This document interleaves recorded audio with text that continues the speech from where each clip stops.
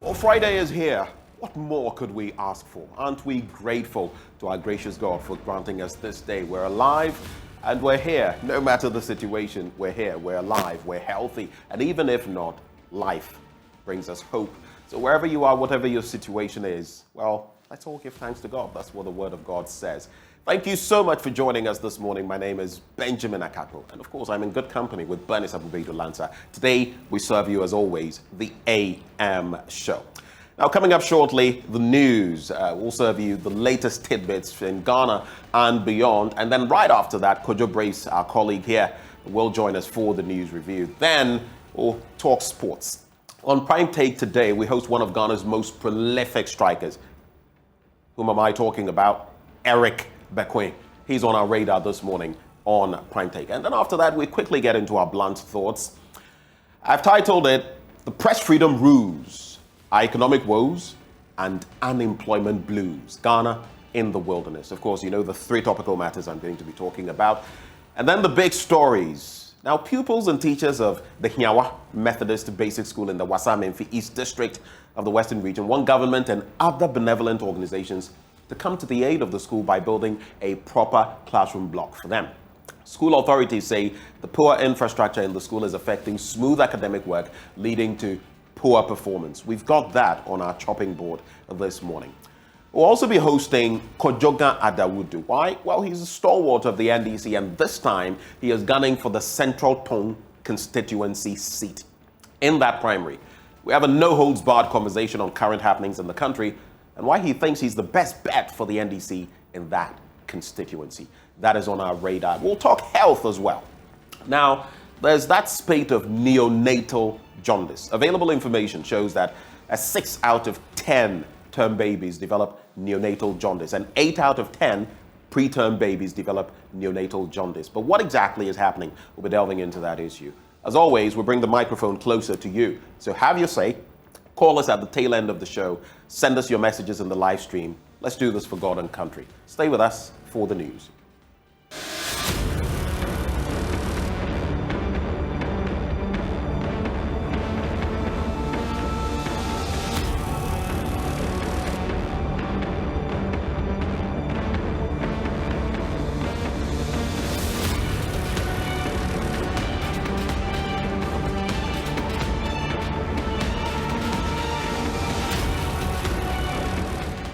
Thank you for staying. On to the news now. And in our first story, Chief Justice Kwesi Eni-Yeboah is asking traditional authorities to stop interfering in criminal cases laid before the court in their jurisdictions. He wants them to have confidence in the judicial system to deliver justice where deserved and punish the guilty. He was speaking at separate ceremonies to commission courthouses in the North Dine and Afadjato South districts. This structure, which served as a tribunal in the colonial days, was used as a courthouse in the North Dine district. Operating a court in this structure came with its challenges. This informed a decision by the government to construct a befitting edifice for the district through the District Assembly Common Fund Secretariat. The Volta Regional Minister, Dr. Archibald Lecha, underscored the government's commitment to improving infrastructure of the judicial service. And we have many other projects that are ongoing to support the judicial service. It's because His Excellency the President of the Republic has been a legal practitioner all his life. And he has a special love for the judicial service and wants to do everything possible in his power to improve the facilities of the judicial service. So that is why he instructed the District Assembly's Common Fund to make sure that we have court buildings, proper. You can see the difference before and after. The Chief Justice, Kwesi Eni-Yeboah, lauded the government on the initiative and implored traditional authorities to desist from attempting to address criminal cases. In thanking our revered chiefs for releasing land for this project, I humbly entreat them to desist from addressing criminal matters in their places and allow the full rigors of the law to apply when people are found guilty. I also appeal to the elders in the society to resort to the court-connected alternative dispute resolution mechanism where necessary to improve the turnaround time of cases that come to the court. The courts exist to serve our justice needs. Let us have confidence in the court process and make good use of the facilities put at our disposal. The North Dine District Chief Executive, Kujo Ata, underscored the benefits of the new courthouse. What I'm interested in is that I have a befitting structure in my district, and then people who are accessing or who want to access justice, fairness, will be able to grab that. That is all. What it also means is that, you see, there is a link, close link between law and development. And that's what I seek to achieve. People want to come and do businesses in your district, and they realize that there will be criminals. People want to do businesses, they think that they can be swindled. But when they know that you have the court system, then there is confidence in the system for them to do business. So there is this link between law and commercial viability, law and development, and that's what I seek to do. The Chief Justice and his team later commissioned the courthouse in the Afadjato South District, situated at Vergolokwati. The District Chief Executive, Etonam Fulelu, said the provision of the courthouse will reduce expenses on litigation and help the Assembly deal with defaulters of its bylaws. Looking at the pace at which we want to develop, we cannot leave the judiciary out of our developmental agenda. So this whole thing is just in line with our developmental agenda, and to make sure that the judiciary is part of our agenda of growth in Afadjato South. Even our assembly would make very good use of them, because you know our laws, when you are building, you need a building permit. If you don't, you are flouting the law. So we even need this court more than anything, so that we can get our people to follow due process in doing things around. Magistrates' bungalows were also constructed and commissioned in both districts. Fred Kwame Asari, JoyNews. Now, the campaigns ahead of the upcoming National Democratic Congress's parliamentary primaries in the Ebra Asebu Kwabankese constituency is heating up as a professor of physics at the University of Ghana, Professor Nanama Brown Klucha, takes on spokesperson for former President Mahama, Felix Kwakye. It's a contest many have described as too close to call. In their last contest in 2019, Felix Kwakye beats the professor in the primaries, but lost by 176 votes to the New Patriotic Party's candidate in the national elections. While Felix believes there's no need to change a candidate that almost won the national elections, Professor Klucha is of the belief that she knows their needs better than her contender. Richard Kwedunako now reports. The Abra Asebu Kwabankese constituency has fallen to the National Democratic Congress more than it has to the New Patriotic Party. Since 1992, the NDC has grabbed 5 out of the 8 contests that have been done. But the presence of the spokesperson for former President John Dramani Mahama has attracted huge interest. I made the first attempt and I came quite close. I lost by a measly 176 votes, which is mighty close. So if a candidate comes that close in an election, it only makes sense that you repeat that candidate. Felix Kwakye speaks of why he is the best bet for the constituents. Because there's no point going to reinvent the wheel and starting from scratch. The amount of resources and effort that go into marketing a candidate from scratch is enormous. So we have done a chunk of the work in 2020, and therefore there's no need to burden ourselves with even more work. We just need to do a little more to improve upon the fortunes that we took in 2024. And I'm confident that this 10th attempt will offer a unique opportunity to the constituents and inhabitants of the Abra Asebu Kwabankese constituency to give me an opportunity to offer effective and efficient leadership and representation in Parliament, so that the most pressing concerns of this deprived constituency are brought to the front burner, so that immediate and urgent attention is paid, so that there will be an improvement in the developmental status of this constituency and the general well-being of the people of this constituency. In 2019, he burst onto the scene and beat Professor Nanama Brown Klucha in a fiercely contested battle. Felix is coming up against a professor of physics, a huge towering figure in academia, and a grassroots person. I have contested him before, but the dynamics this year tilts in my favor. I know I'll win by a huge margin. Professor Nanama Brown Klucha lost narrowly in the primaries in 2019 to Felix Kwakye. She says she's lived in the constituency, knows the needs of the constituents better than the contender and can better represent the people. Delegates na wabwe more ha obi a waha bia otwaba wabra se bukwamanka so he primaries na oraban The gathering in my house shows the kind of love the delegates have for me. Everyone here has a vote in the primaries. Once they have come here, I know they love me and they'll vote for Professor Nana Ama Brown Kutse. Botum wo wotizi wo mumu da motuma akapere na mazaba bo hem punto. I know they have the belief and the confidence in me that should they vote for me, I will cause the needed change in this constituency. I grew up here and I am pleading with the delegates to vote for someone who knows the needs of the people. Well, the upcoming primaries will determine whether Felix gets the nod to represent the NDC in the Abrasebukwa-Mankasi constituency or Professor Nanama Brown Kluche will steal the show. Already, the two do not want to leave the constituency for anything as they want to avoid surprises. They appear to be engaged in campaigns of their lives.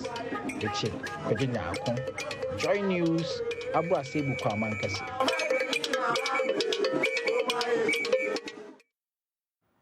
Let's stay on the NDC front, as meanwhile, some concerned NDC members at Fomena in the Ashanti region are shocked about the suspension of the party's parliamentary primary for the Fomena constituency. Spokesperson for the group, Mago Yoyesto, wants party leadership to come clear on reasons for putting the polls on hold.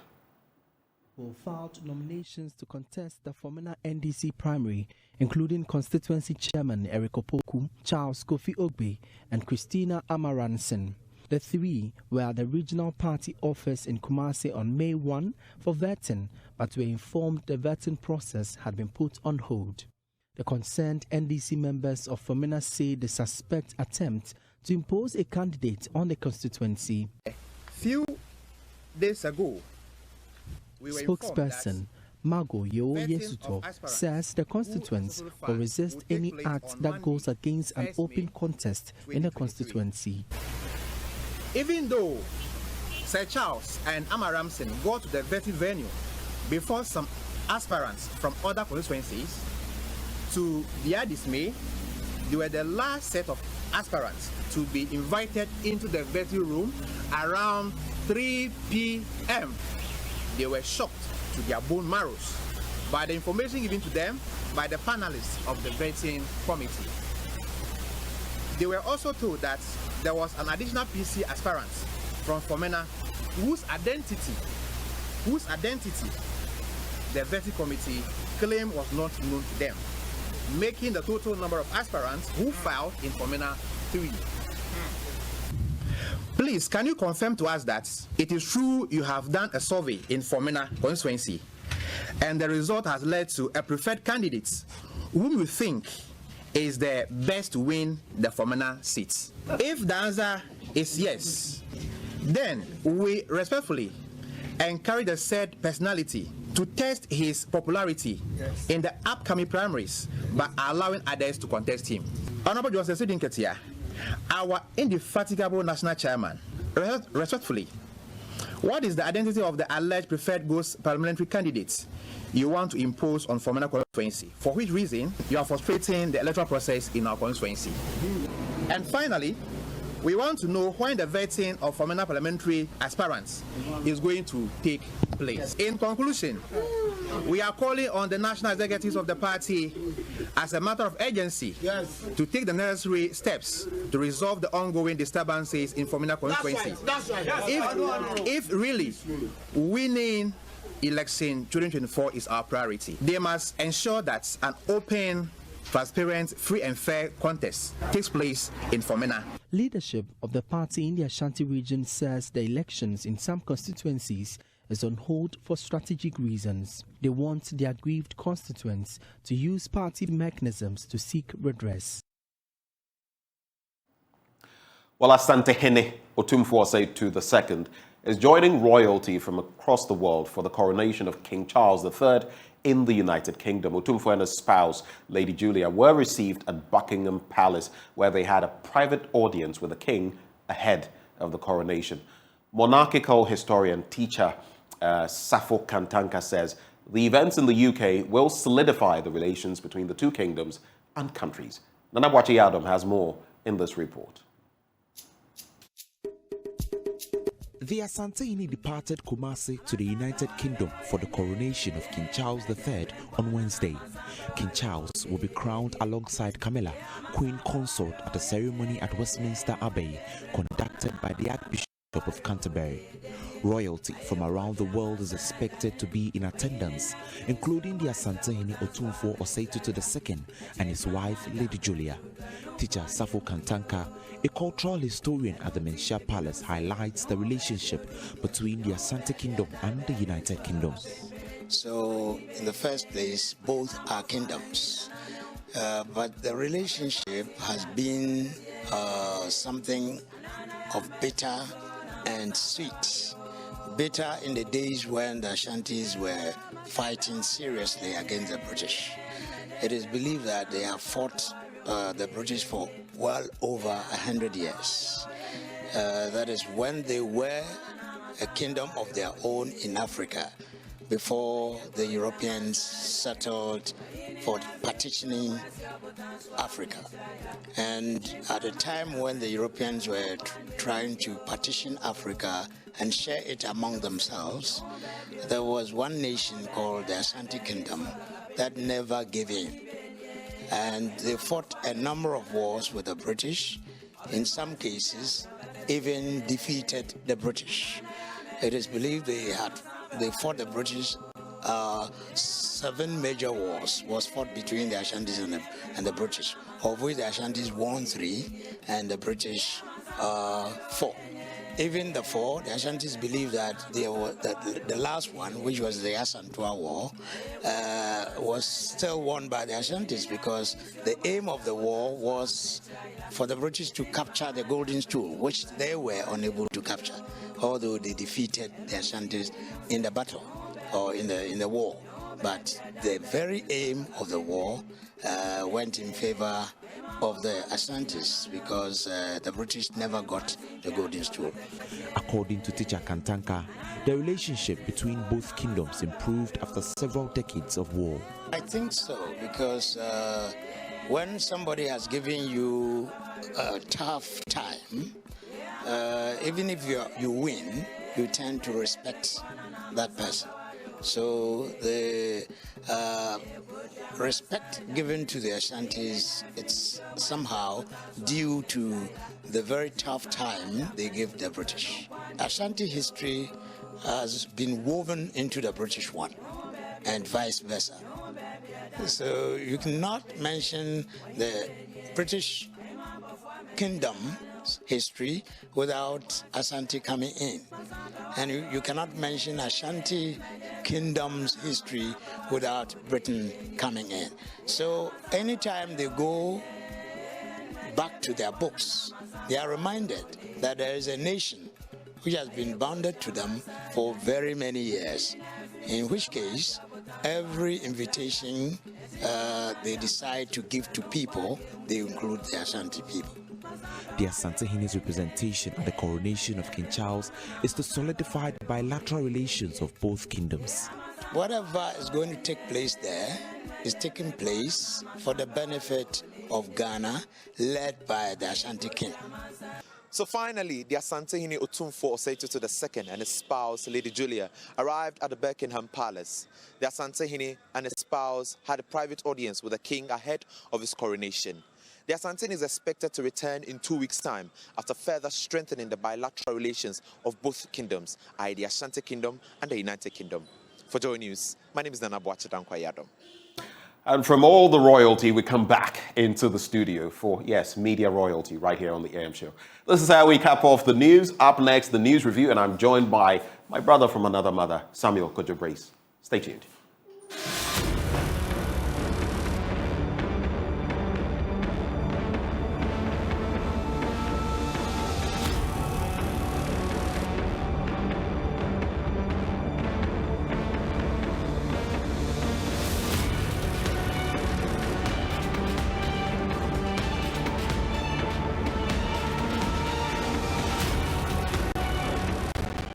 And it's to the top of the hour. Welcome back on the AM show. It's time for the news review. One of my favorite segments, actually, because on Fridays, I get to host my brother from another mother. But the segment brought to us all by Endpoint Homeopathic Clinic. Now, what are they offering you? More, but for now, they want you to pass by and for free, get prostate screening if you're a man, or get fertility screening if you're a woman. All gratis, completely for free.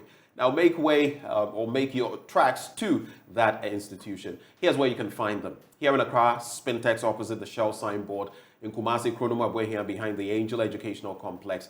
Takrady Anaji State, they also in Tema Community 22, Techiman Hanswa, and Esiama and Zima. Where can you dial, or what numbers can you dial? 0244 867 That's how you can reach them. Alternatively, 0274 234 321. Endpoint Homeopathic Clinic, the end to chronic disease, but only the start of the news review. And I get to do this. My guy. Yep. Now, as I say. Oh,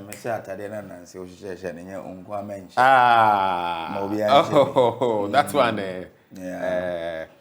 You remember that song? Okay. Charlie, what's up? Yeah, your outfit is lovely too. It appears almost as though we had communicated that would use shades of light brown or orange. Similar stuff. shades, but different fabrics, different designs. And but I love yours. You're always on point too. Well, like you always pick and span. Oh, nah, you be nice guy. What else is it? Chupa chops. A hunter boy, I'm a shatter there, Charlie. You mess up. Anyway, good to have you on the show this morning. Good to be here, bro. I have the Ghanaian Times Daily Guide, new weekend crusading guide. What do you have? Daily Graphic, the finder, and the publisher, the Ghanaian publisher. All right. I always like us to spend the first few minutes talking about stories that have happened and stuff. For me, I don't know whether you were here when I made this prediction that as far as that Al Jazeera documentary, Gold Mafia, was concerned, it would be interesting to see how it panned out because I had my doubts. I felt they would respond, but I had my doubts about retracting and apologizing as the presidency asked for. We now know that they have said that they won't apologize, they won't retract. Should I say Chia? They are saying... And now we'll see whether the presidency or the Jubilee House will ask who said Chia. Yeah, exactly. That's the whole point. But yesterday, lawyer Samson Ayeni explained that the presidency itself as an entity cannot sue Al Jazeera. What they can do is that the person involved, the president, or an individual would then be the one to sue. But we're also told from the presidency that Al Jazeera brought a lengthy explanation. They substantiated, and they are studying. So I'm sure we'll get to know the outcome or the next leg of action to be taken in subsequent days to come. But it will be an interesting development for us to pursue to see where it ends up and how it progresses, really. Will the president take on Al Jazeera? How will we? Because the president said it buttered the image of the country and the presidency. Oh, it did. So how it did, most definitely. One of the reasons I want them to pursue this to its logical conclusion is, you see, you can't take these matters for granted. Yeah. It sullies not just the presidency, it sullies Ghana. Mind you, the president is the head of this entire body corporate called Ghana on a larger scale. He is the father of the country. So if he gets, as street language will say, dissed, we've been dissed. It means you've also been insulted. I mean, that's not in reference to the president, but I'm just saying that any slur cast on him affects us as well. So for me, I want them to pursue this to its logical conclusion. But the other reality is, with some of these international bodies, that's where sometimes you'll be asked, is international law? Because on the international plane, it's a little tricky, with some of these. But we'll see how it pans out if the person, the president, decides to take this matter on. And I've said here time and again that too many times we're seeing the president's name, the vice president's name mired in certain things. This time, I want some clarity on it beyond what Al Jazeera has from the education lawyer Samson Ayeni gave yesterday, it means the president can't sue Al Jazeera here in Ghana. Exactly. So let's see how it progresses. But I also have, I went to Hiawa. I don't know if you've been there before. You've heard. No, it but I've heard of the place. Okay, so Hiawa is a popular mining community, but not. I do know it's in the western region. Exactly. Yeah.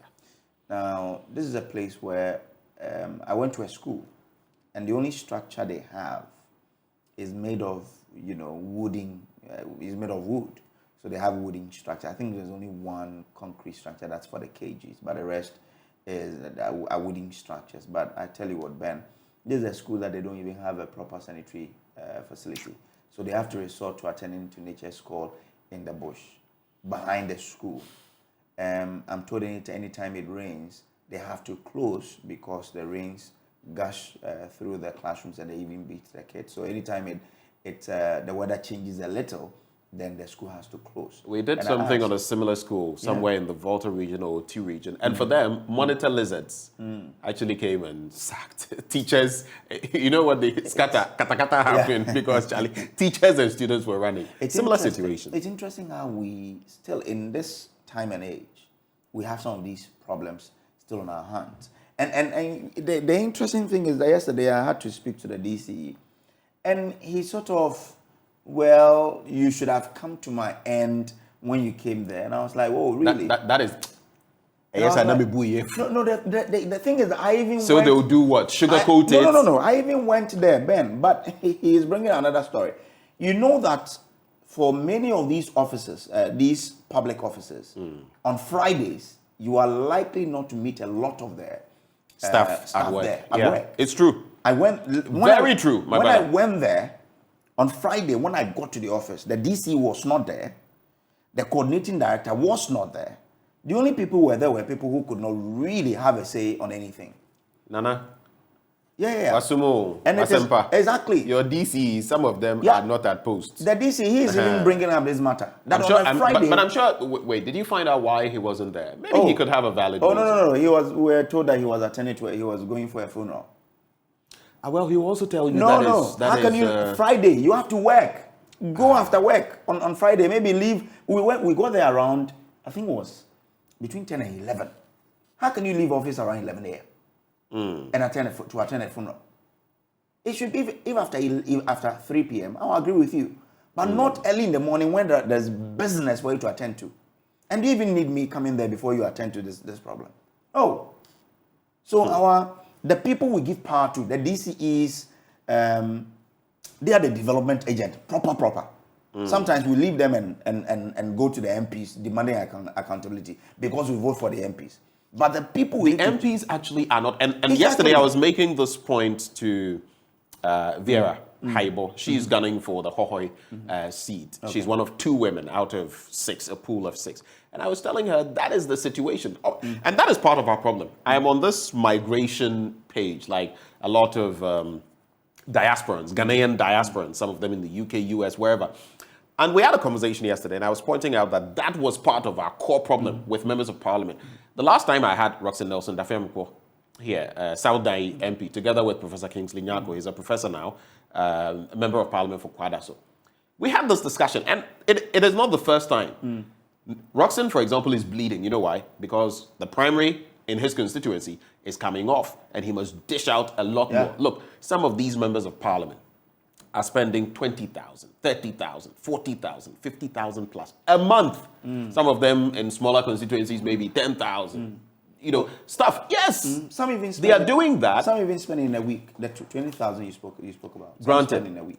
And I'm trying to say, when you have a system like that, where people must attend funerals, like you see this DC, and do something. Yeah. Oh, I mean, one told me some time back that, I think one of those in the Northern Belt, that I've forgotten whether it's Al-Hassan Suini. I've forgotten. So let me not even, let's pretend I didn't mention that. But someone was trying to put up a foundation. And guess what? They came to Honorable to give them money. We've created a system of expectancy where, if you are the MP, then you must perform these duties, else you'll get booted out. And what does that breed? It will breed corruption because, Charlie, what job will you do now? How much do they pay the members of parliament? We know their salary scale, even if they are ministers. So how are they getting those kinds of money? It's a question we need to ask ourselves. But the point is that if we want development, the right people to look at or to chase in terms of demanding what sort of development. MCs, those at that level. They are the people who are giving budgetary allocations to ensure that the places they man develop. What are they doing really? So if at DCE you have a bus structure in your area and you want, people to really hail you, I'm told that one of the teachers there sent me a message yesterday that he's called the district director there after seeing the story on Joy that they are dragging his name in the mud and therefore whatever. I'm like, you are DC for Christ's sake, for nothing at all. You should ensure that you're doing things that you'll be remembered for when you're not there. That's your approach. But I'm told that it will be large on your show this morning. So we'll look forward. We're getting into that matter, but again, this is where I'd like to sound this warning and caution politicians, because oftentimes I don't know whether they say there's something in the political realm where once you get in, especially as the commander-in-chief, certain things maybe you want to do, you're fettered, you can't do it. I don't know whether that's the situation. But in respect of schools, because we're talking education, you remember that video clip we played of former president, the vice president. Vice president. Then the running mate. The running mate of now President Akufo-Addo. Bemoaning the situation and how can this happen in any... We still have schools under trees today. In fact, so many of them. I remember the last time, a little over a year, we had this confab at the Information Ministry, and I brought up some data. Actually, World Bank data sourced from the Ghana Education Service itself, talking about the thousands of schools, not hundreds, thousands we had. I don't know the current situation, but we still have them. Schools under trees, schools without, like, was it the Pandai district? You remember? When the education minister said some station, some documentary, whatever. At least we've got desks going to that district. There was a deficit of 7,000. I know the first tranche was 5,000. And I think subsequently, I don't know whether the 2,000. At least positive outcome. You have children on the bare floor. Sometimes even not properly cemented. So there are, and they are kneeling and they are, what kind of? This country, it looks like we don't really have a plan to tackle some of these problems that confront us. Because, look, you don't need to have it all before you start to tackle the challenges that you face. So little by little, we could have been out of it. But sometimes I don't know the sort of plan we operate with. We just pray that we can really deal with some of the challenges that confront, because some of them are just basic, really. But Ben, it also brings up another question about the contribution of citizens, really. Someone yesterday was just asking, so what if the people in here couldn't they have put up a structure? And I'm like, well, maybe they started with a wooden structure, expecting the government will take over and turn it around, but they haven't done it. So because there is a structure there. Is it government that put up that structure? We cannot tell. We cannot tell. Yes. We do not know the dynamics of that. I do agree. And in some instances, you see it. I know communities where people have pooled resources and put up tarred roads.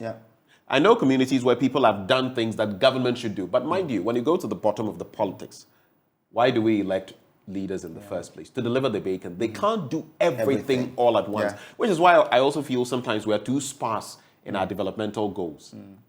I say, if any government is serious in this country, have thematic areas, not more than 4 or 5, and tackle them ruthlessly.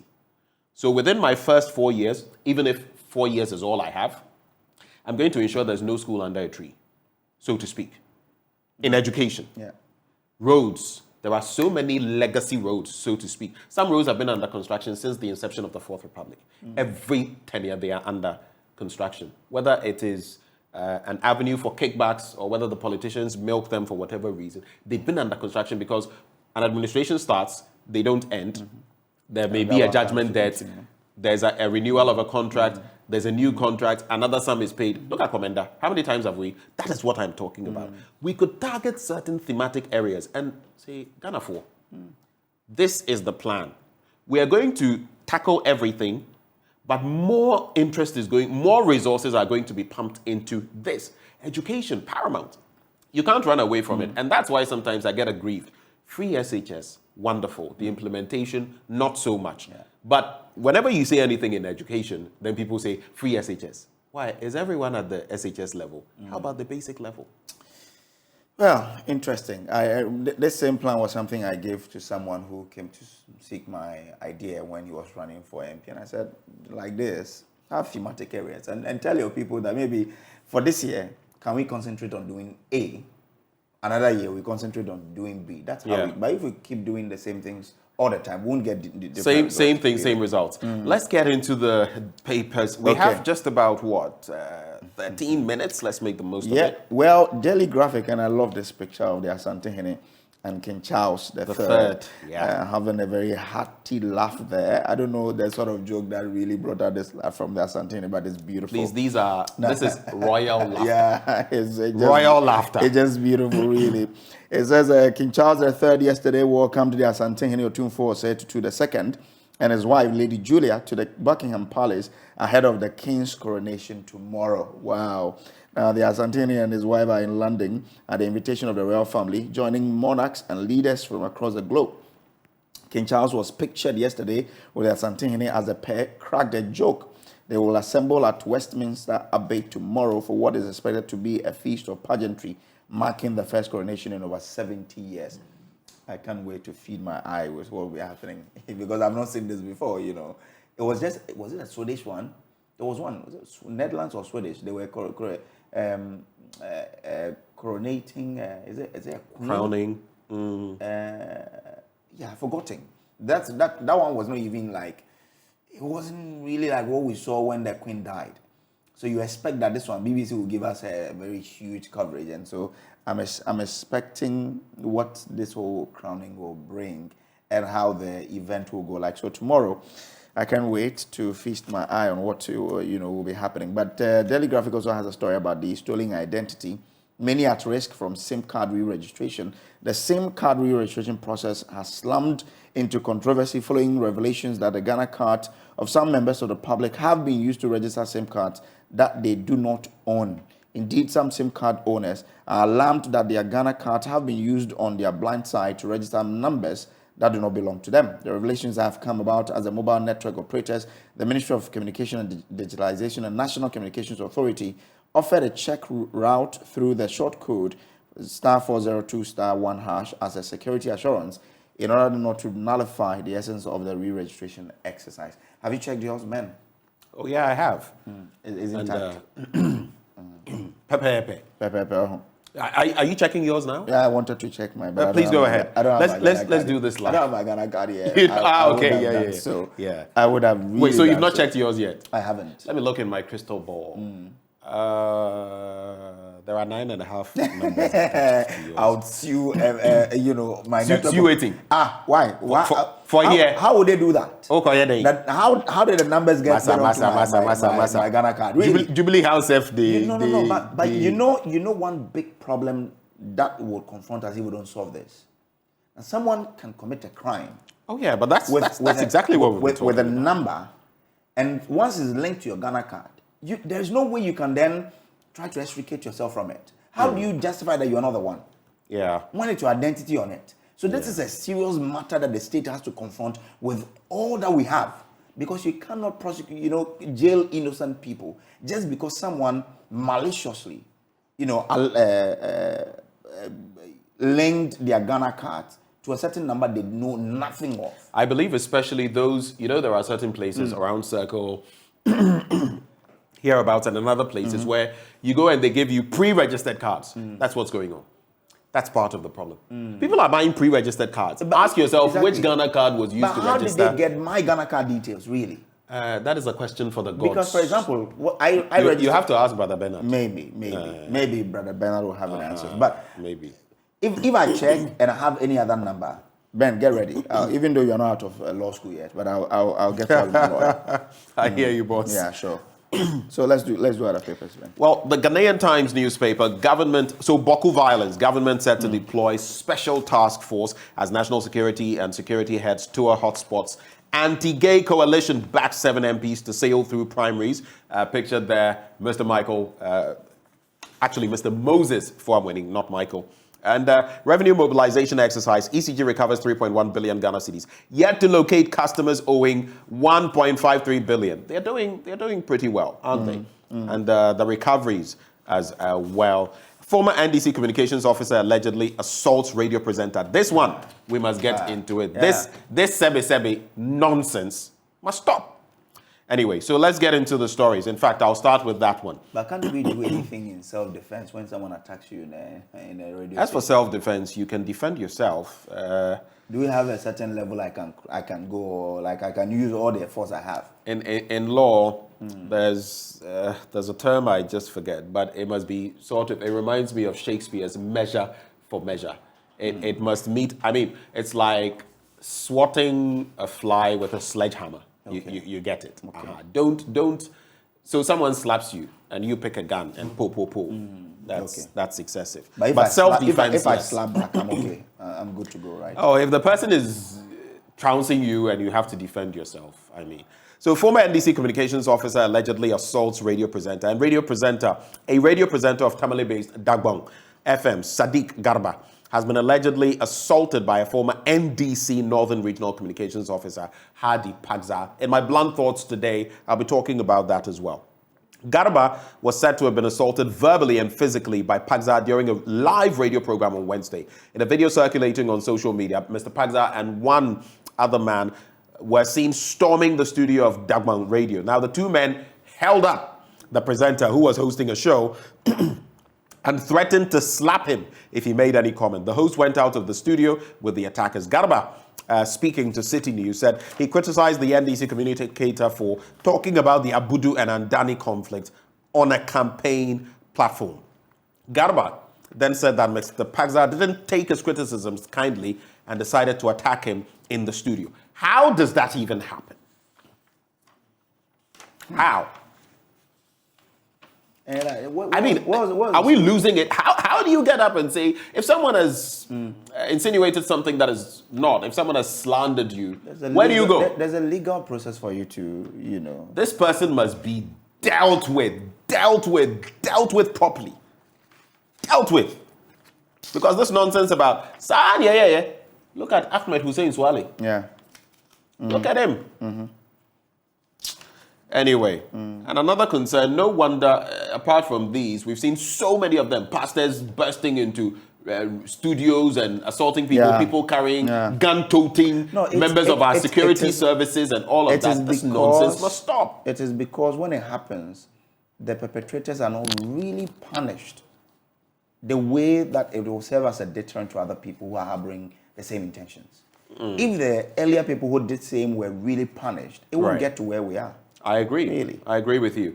In response to the tenuous security situation in the Boku municipality, plans are underway by the Ministry of National Security in collaboration with the Ghana Armed Forces and other relevant security institutions to deploy a special task force to areas within the municipality identified as hotspots of violence. I'm talking about Boku. Now, the decision to deploy the task force, according to a national security source, was taken after a delegation comprising of Mr. Edward Asumeni, National Security Coordinator, Major General Thomas Opompepra, Chief of the Army Staff, and other heads of security and intelligence agencies on yesterday paid a working visit to the Bazua military camp in the Binduri district of the Upper East region to interact with the people. Those are the stories there in the Ghanaian Times newspaper.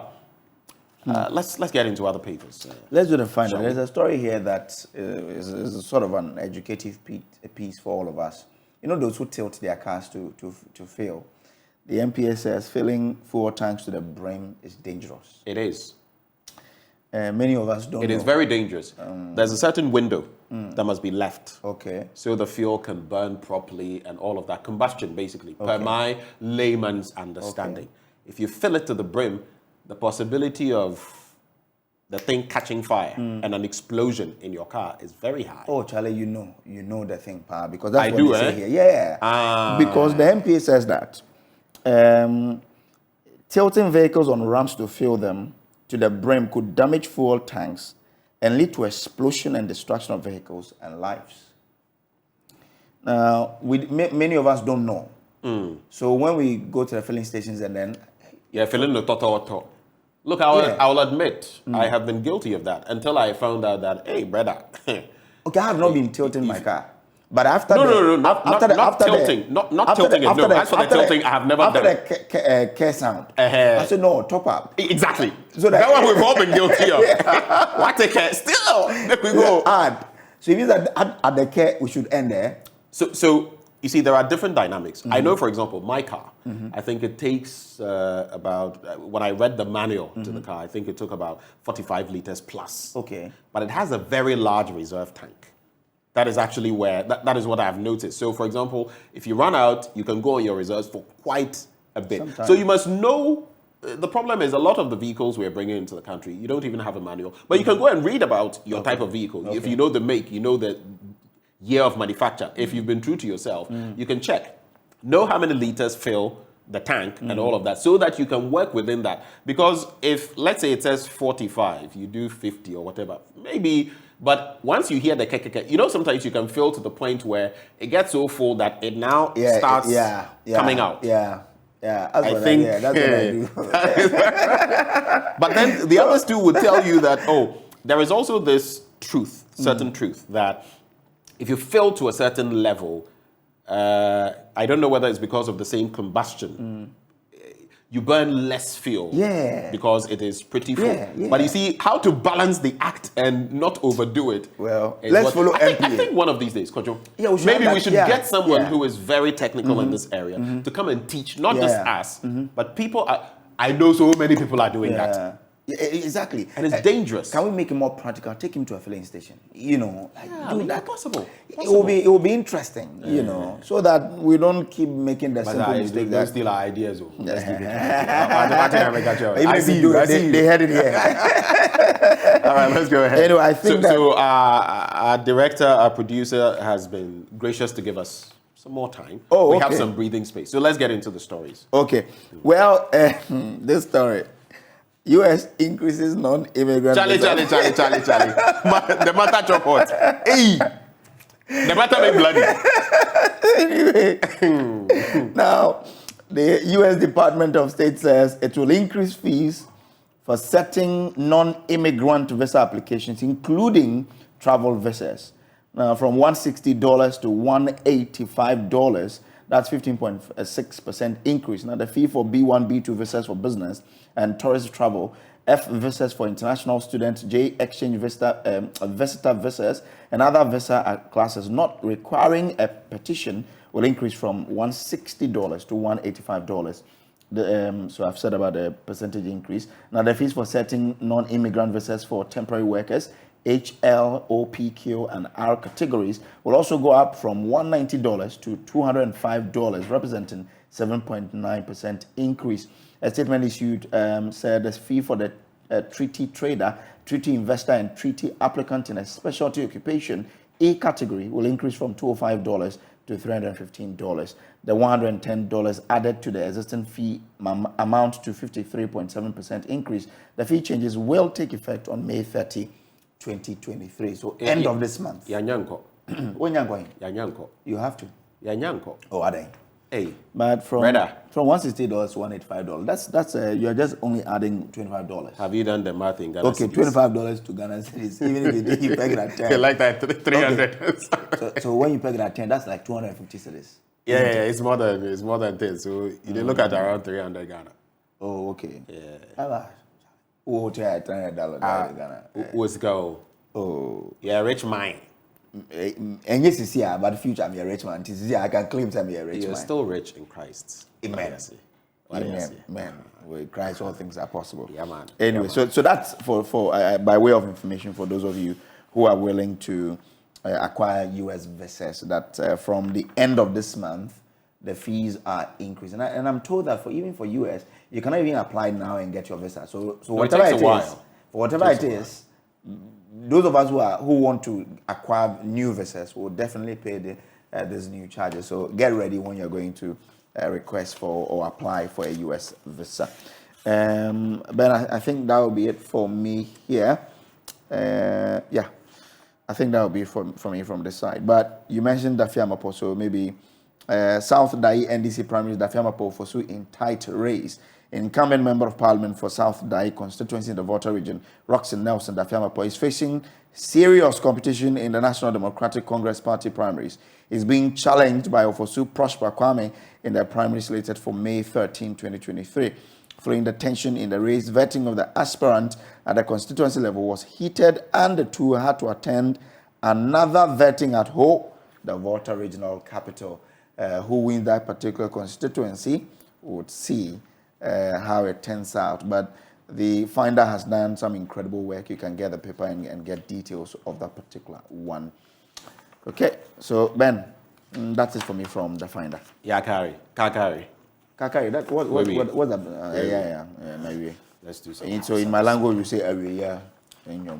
What's it saying? Aweya. Say muwe. Aweya. No. Aweya. No. Aweya. Say that again. Aweya. Aweya. Aweya. Aweya. Yeah, it means muwe. If you are done, you say muwe. So that's, yeah. Enyo. The Daily Guide newspaper now. Enyo. Special prosecutor invites Frimpong Boateng. I'm talking about the good old professor. We've clarified Akufo-Addo gold mafia story. That's according to Al Jazeera. Clarify, well, the clarification means the verdict still hangs, right, around the neck of President. Afoko's accomplice appeals death sentence, and recently we saw that bit there about Gregory Afoko. He escaped, so to speak. There's going to be a retrial, if you like, or... Anyway, I'll get into the details of that story. Aisha Huang convicted. The story is on page 3. I want to get into this. And Otumfuo Lady Julia meets King Charles. Reckless populism on cathedral will fail. I'll look at that story as well. So... we've clarified the Akufo-Addo gold mafia story, according to Al Jazeera, and Qatar-headquartered international news network Al Jazeera has disclosed, responding to President Akufo-Addo's query regarding a damning allegation it televised recently.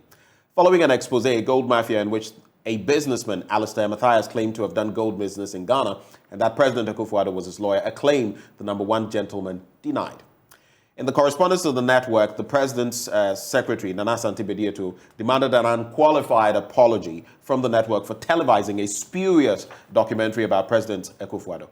Hints about the network's response to the president was gleaned from a May 3 correspondence from Al Jazeera. And it says, we have responded to the letter of the president to the Republic of Ghana, correcting some parts of its content and clarifying various points. Of course, we wrote from here to the network as well, Kweku Asante, my colleague, doing that. There was a response, and basically... Maybe we can give our listeners the exact response from...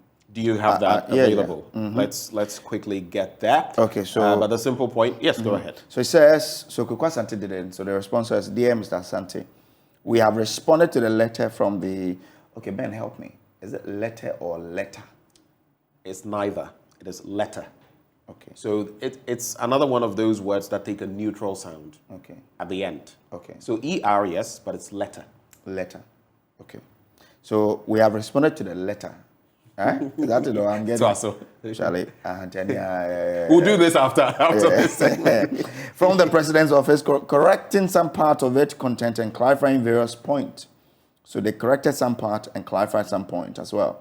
Since the documentary did not actually allege what the president's office has suggested it did, we will not be apologizing or removing it from our publication. Our reply to the president's office was by way of a confidential letter.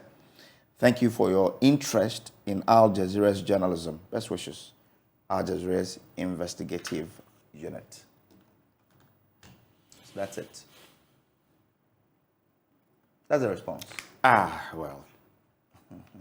Aisha Huang convicted, and Accra High Court has convicted Chinese national and Galamsey Queen and Huang, popularly known as Aisha Huang, for re-entering Ghana illegally following her deportation in December 2018. The conviction followed the decision by the accused to change her initial not guilty plea to guilty as part of a plea bargaining agreement with the Office of the Attorney General. She had initially pleaded not guilty to a charge of entering Ghana while prohibited from re-entry, contrary to Section 24 of the Immigration Act 2000, that is Act 573. The prosecution, of course, was led by the Director of the Public Prosecution, Yvonne Atakra Obuobisa. In pushing to establish the guilt of the accused, she called 11 witnesses, some of whom are immigration officers, police officers, farmers, and a sub-chief. So at least some conclusivity on this matter. But finally, Executive Director of the National Cathedral of Ghana, Dr. Paul Opoku-Mensah, has indicated that the cathedral project has been carried out with integrity and without criminality. According to him, reckless populism and reputationally damaging accusations leveled against officials, as well as misinformation and distortions about the project, will eventually fail. He's talking about more light that has been shed or thrown on this matter recently by Member of Parliament for North Tongu, Samuel Okudzeto Ablakwa. Respectfully, Dr. Opoku-Mensah, I respect your views, but I humbly disagree. I always say, I'm very Christian, Kojo, very Catholic, but if your children are hungry, and you say you are going to use the money to build something, me, I don't know. I'm not saying anything, but there are so many Christians. In fact, I am certain if this matter were to be put to the vote, and they said all Christians should vote, more than 90% will vote against that cathedral. So give us a break, yeah? Well, but I mean, this cathedral started in the first term, isn't it? Did it? Yeah. I think he said it shortly after becoming president, that this was his godly charge, his promise to God. But if it's your promise to God... It has not moved from the foundation level, has it? No, it hasn't. Really? After all the monies that have been sunk? We're looking at over $400 million. The initial projection, 100 million. We're looking at 4 times that. Do you know what that could do in our economy? I've done something on that in the past, on Blunt Thoughts, giving a breakdown in terms of how many kilometers of roads, in terms of this or that. Charlie, honestly, I feel leadership in Africa, especially here in Ghana, is very problematic. People can say everything they like about Paul Kagame in Rwanda. I have my own concerns with how he's going about it. People had their concerns when Lee Kuan Yew was doing it in Singapore. Look at them today. People from here travel there, right? Yeah. You feel good going there. Same thing. Some of our leaders, I don't know. This morning, I don't want to say anything that will... Anyway, now over to the Ghanaian publisher. Oh, you know what? Before you go, let me just sneak in sports. Okay. Messi is set to quit PSG. I hear Al Hilal wants him for... Well, is it about $400 million dollars a year. But the way he's going, and then Haaland has broken an EPL record. As for Haaland, I'm happy for this young man. Yeah, Charlie. Very happy for him. He's not in my team, but he's doing an amazing job. Yeah, but I'm not happy that he's doing outside of Manchester United, really. Oh, it is what it is. That's he should have been. You win some, you lose some. He should have been a United shirt. When Ruud van Nistelrooy, he's broken Ruud's record. When Ruud was doing it for us, we didn't complain. You can't have it all. Well, no, we should have it all. Oh, really? We're the best in England. We're still the best in the world. Best in Britain. Biggest fan base. So we should have the best, you know. Haaland should choose us, not any other team. So why is Ashlevi, our director, screaming in my ears that he doesn't we should win trophies? Haven't we won the Carabao Cup? No. Aren't we heading to win the FA Cup? What is his team, really? What team does he support? Ashlevi, tell me, whisper in my ear, which team do you support again? Chelsea, I think. You see, he can't talk. He can't talk. I think it's Chelsea. I'm sure he's one of those Blues fans. Yeah. Where are they on the league log again? 11th or 12th? No, hold on. It's not 11th. Though. They are struggling to survive. They're in the relegation zone. But I pray for them. I hope they don't get relegated. They should go because they talk too much. Tobo. They should learn a lesson. No, they should learn a lesson. Really. Let's get into other stories. Now, so we are dodo. Akoda umfin yini yenso pese oni mpenifo na egro. This man, mafia. Now to the Ghanaian publisher, and over 100 MPP MPs endorsed Bawumia. That's according to Farouk Aliyu Mahama. Now, the flag bearership ambition of Vice President Dr. Mahamudu Bawumia has received a major boost following the massive endorsement by the majority caucus in Parliament, according to Member of Parliament for Yendi constituency, Umar Farouk Aliyu Mahama. A lot of the MPs from the governing Unity Patriotic Party are rooting for Dr. Bawumia to be elected the next flag bearer of the party. Now, there's a quote from him. As for me and the majority MPs, we are rooting for the vice president, and it is a fact And we are bold enough to say that we want Mahamudu Bawumia to take us to the promised land and also unite the party after the elections. Although we are yet to meet the other presidential hopefuls, it was clear during our meeting with the Vice President that everybody in the room wants Dr. Bawumia, and we are not saying that everyone wants him, but at least over 100 MPs want him, end quote. So that's where we are. Let's see how it progresses. And yesterday we saw that an announcement of him officially declaring to contest the flag bearership race. It will be an interesting race to see. Coming up against, Alan Kwadwo Chiramanteng, Mr. NATO. No action, talk only. Former. He said it in terms of our national development. The picture has been like. But that's one of the races I'm looking forward to. Neck and neck. Yeah. But it will be interesting. Wouldn't it be even more surprising if someone else we're not looking at overtook those two? Now that would be a bombshell. Someone to overtake them. Yes. No, it will be really. This is politics. World. Yes. You remember Sir John? Yeah, yes, I do. Fear delegates. I do. Yes. I'm sure even in his grave, respectfully, he's still afraid of delegates. I do, but sometimes when you see the reality staring at you, you cannot look the other side. Of course, we're thinking, we know, even from the surveys that have been conducted, both of them. Yes. But I'm saying, wouldn't it be even more of a bombshell? Yeah, I think Kennedy, an outsider. Kennedy Japan can really do that because of his, he's loved by the grassroots. Yes. And this is Kennedy, really.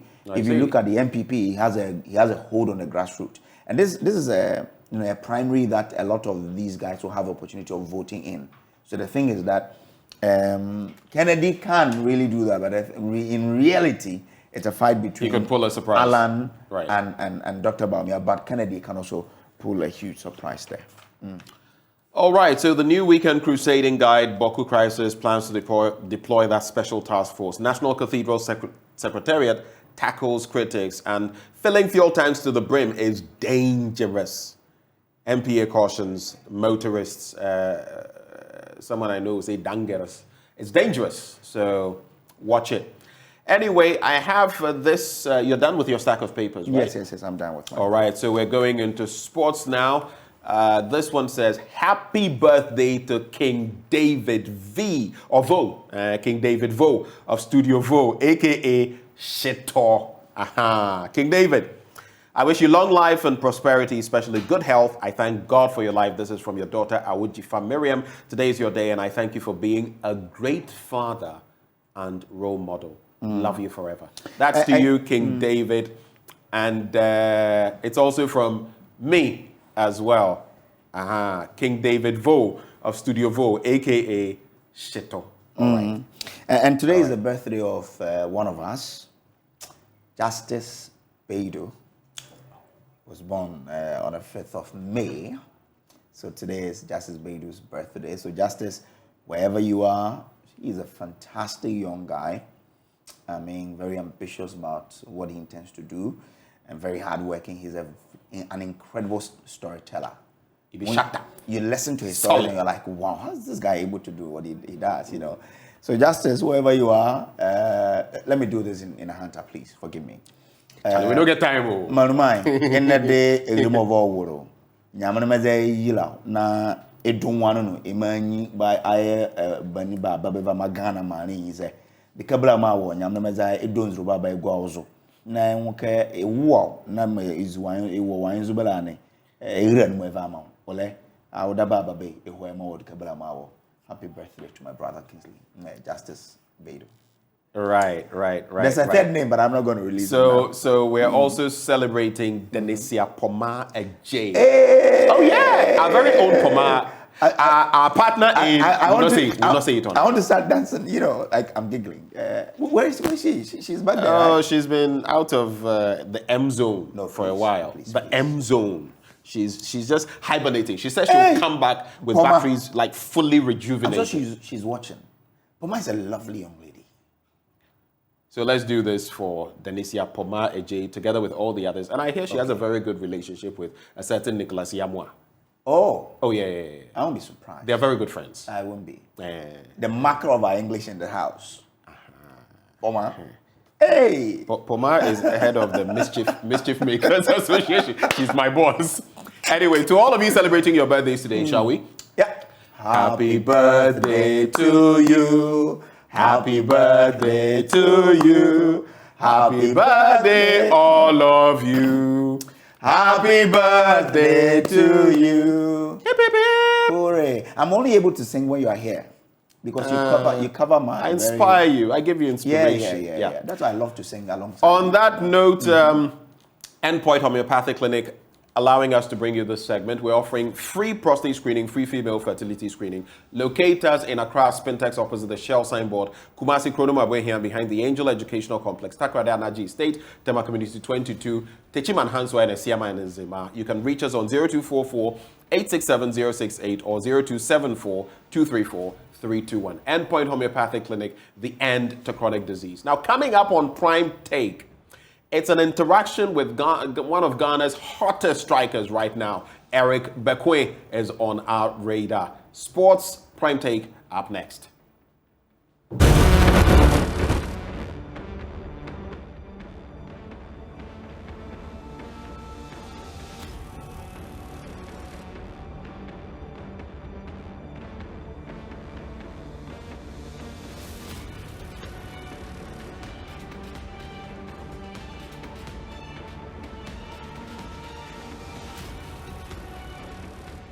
In the history of Ghana's domestic football, two names always appear to dominate. I mean, in recent times, that's the last 2 decades of that competition. Two names always dominate the conversation of being prolific when it comes to being in front of the goal. Ishmael Ado and Eric Bekoe. Bekoe's story, especially at Kumasi Asante Kotoko, was such that he scored so many goals to the extent that people were now wondering what kind of a striker was he. As you recall, the 2008-2009 President Cup contest between Kumasi Asante Kotoko and House of Lions. I always call it the Bekoe and Dominic Adia show. What a contest that was. But how come this gentleman scored over 40 goals playing for Kumasi Asante Kotoko within a brief spell? He also played for the national team. He went to Egypt, Petrojet, where he had an incredible career.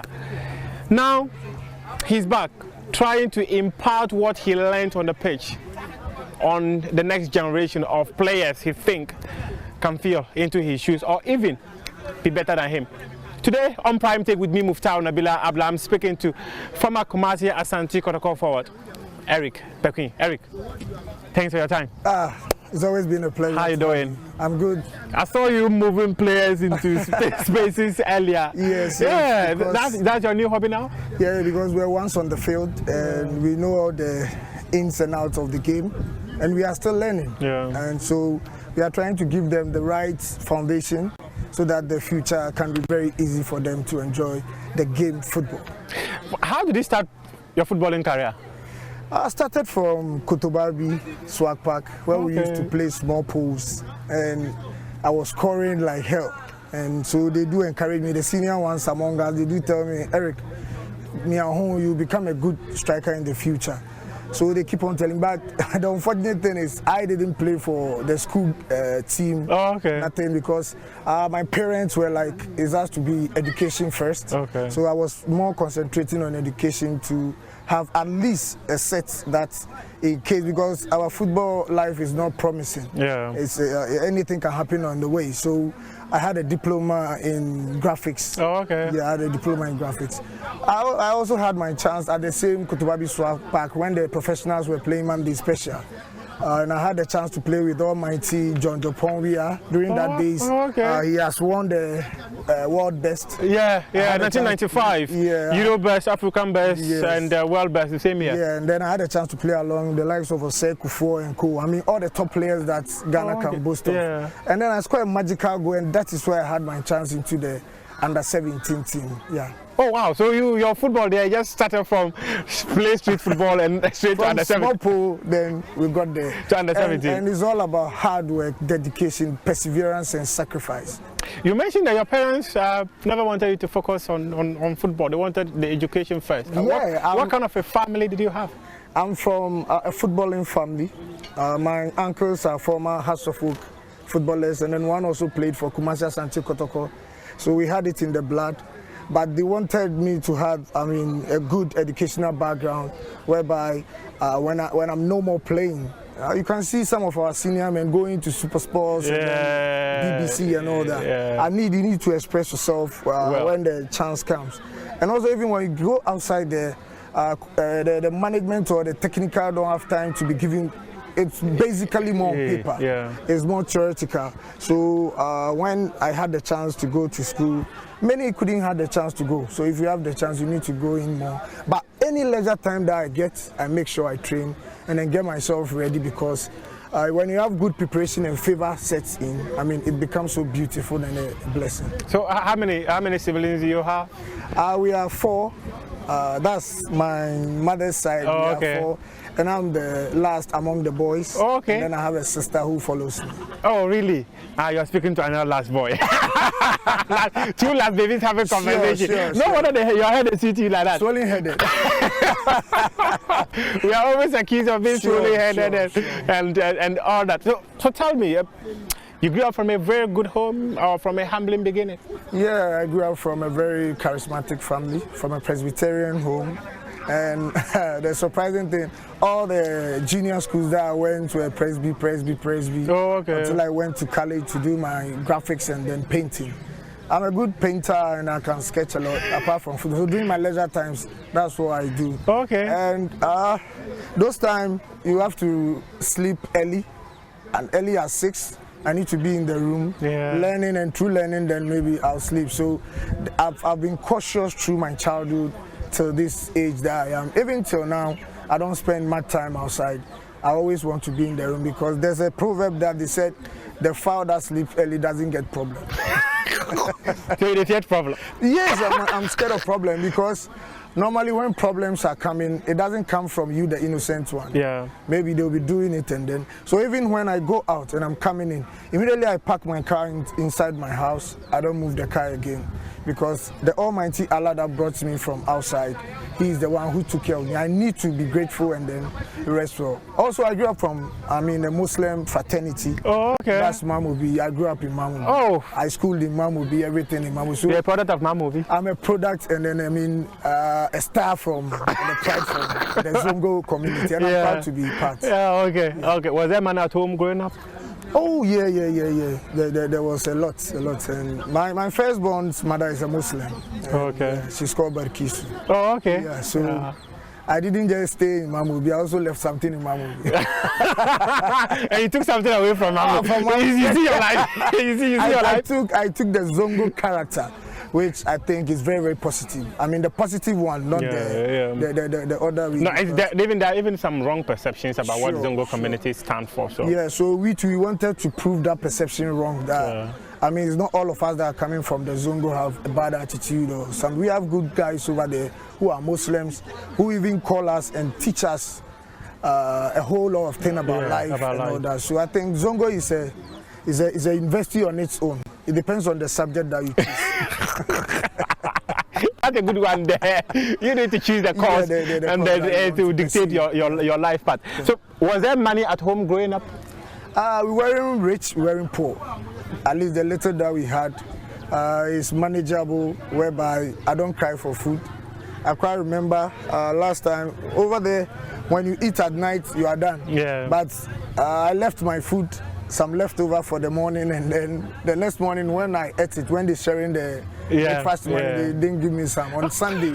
And we're going to church. I refused to go to the church because I left my leftover to eat. So why you don't give me money some? So it's all on the lighter note. Yeah, okay. Yeah, but we had a family where there was love, there was unity, and then the society was also containing us so well. So I think I'm blessed to be in that particular family where we had top people among us. So I'm blessed to be. Talk to me from street football, let me just describe it that way, all the way to the under 17. Yeah. Who gave you that call up, and was it surprising to receive a call up like that? Per what I was playing way back, I think I deserved it. It was being on merit, not that it was of favor. But I was acting it before I got the chance to go to the national team. And as I went and then showcased why I was being called into the national team. So I think that's the most important aspect of the call-up. And then from there, I came back to do Mighty Jets. That's my mother club that I came from. Oh, okay. Yeah, Abu Sundoko. Alaji Abu Sundogo? Yeah. I mean, so that was your coast club? I played for Kindogo. That was the coast club of Mighty Jets. Oh, okay. So from the coast to Mighty Jets. Oh, okay. So from Mighty Jets, and then John Satukwefio spotted me at Tema Park. Oh, okay. When Mighty Jets were playing against Power FC. That is where the now Coleman now Bekoe saga started.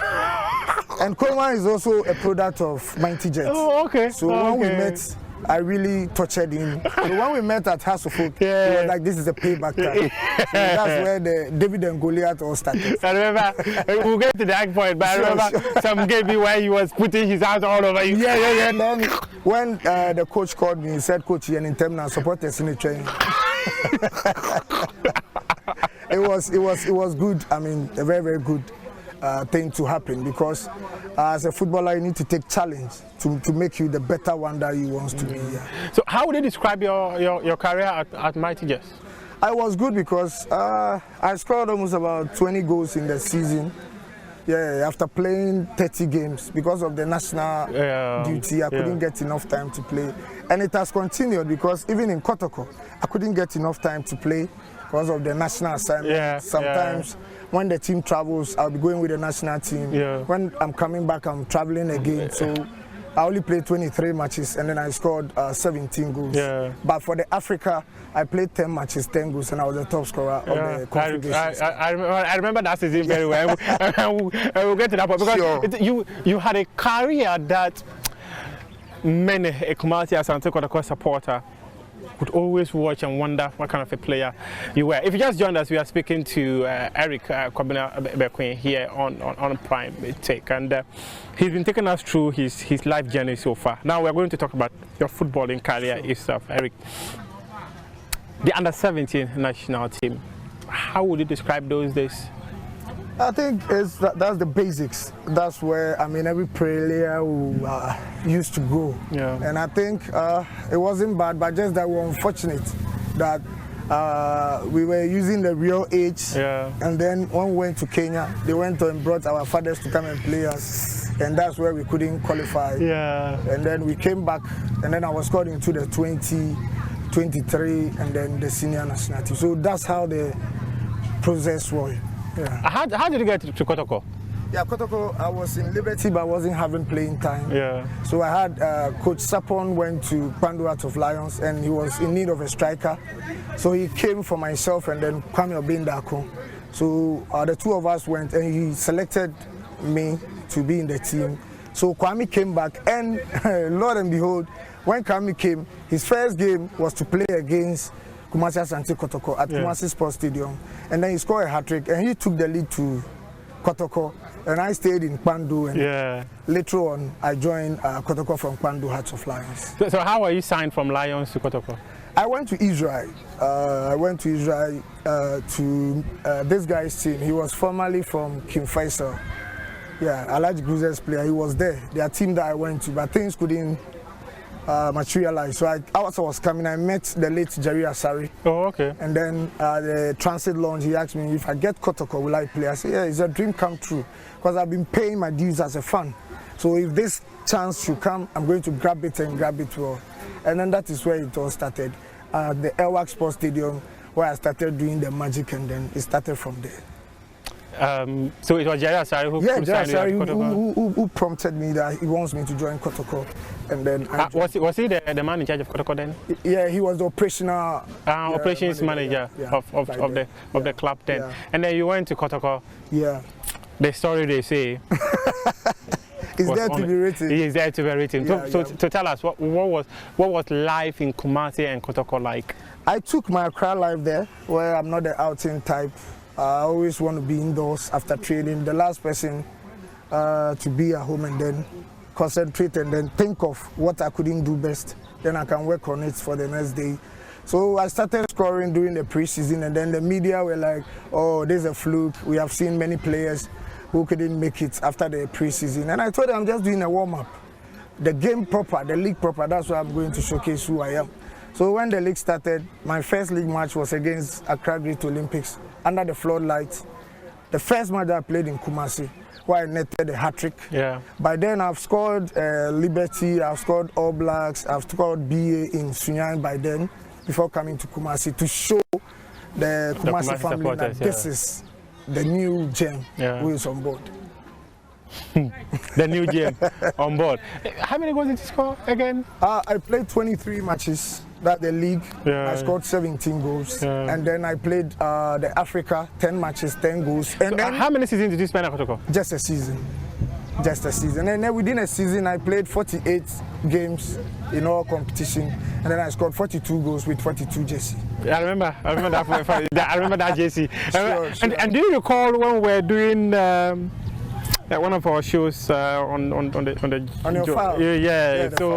So you were there, and then in fact you wore that jersey. I recall that so well. Just a season at Kotoko, but you wrote your name in the history books of Kumasi as capital letters. What would you say made it possible for you to be able to have that successful season at Kumasi? It's all about sacrifice, as I keep on saying, dedication. I told myself I want to give myself the first round of the season, do whatever magic that I can do. Anything that will contradict with my work or my performance, I just put those things aside. I concentrated, and then the first half of the season, it was magical. So I realized, no, if I should increase the way I keep pushing, I think it's going to help for the future. So when I kept on pushing, I think it brought a fruitful something for the future. If you just joined us, we are speaking to Eric Bekoe, a former striker of Kumasi Asante Kotoko, a former striker of Petrojet. He's also a former striker of the Black Stars, where at Kotoko he scored incredible number of goals, 42 goals in just a single season. That's massive. I remember you were working with Bashir Hayford, right? Yeah. What kind of a coach is he? I started with him during the national under-17 team with Salastete. Oh, okay. Yeah, so he has been a father, a friend. Bashir Hayford is almost like my own dad. He took me as the son and kept on encouraging me during my playing times. When we got to Kotoko, the same thing, role he was playing for me. And during my time in Kotoko with him, he was like a father, a teacher, a psychologist, and a friend whom you can always walk to and then explain whatever worries that you have to. And I wish anybody would have a coach like him and then enjoy him. Though I've worked with so many coaches, all of them have their own style of, attending to issues. Yeah, management and all that. But Bashir Hayford was super, where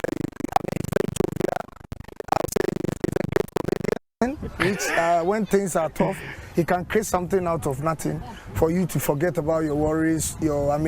I quite remember when Opele said he's going to score us, and then he came to me and said, Eric, so are you sure Opele can stop you from scoring? I said, no, coach. He said, that's my boy. I believe you. I know what you can do. And during that time too, I was on fire. I was unstoppable. I was the predator. Was it Opele's days at Temayut, right? Yeah, he was with Temayut. The keeper was Soa. Yeah, and then Soa. He had a very good crop of players during that time. But we were on fire. The likes of General Sekufo, Harrison Afo, Samuel Inkum, Jordan Upoku, Nana Hinduas, TV Udro, the late TV3. Even our bench Michael is somebody's Asante, first 11. Our bench was somebody's first 11. So, in Bashir Hayford's team as well, you need to fight for the first 11. Nia J2 was there, right? Nia J2 was there. We had the whole house. And to play Bashir Hayford's 11, you need to be consistent. That's what I've been complaining about, the players playing Kotoko now. He will be today good and tomorrow as if he wasn't the one that played last week. So I think it's something that is affecting the league as well. So it's all about the competition, the dedication, and then perseverance that you put into action. And Bashir Hayford doesn't care who you are. During our time, we had problems, a whole lot of problems within the camp.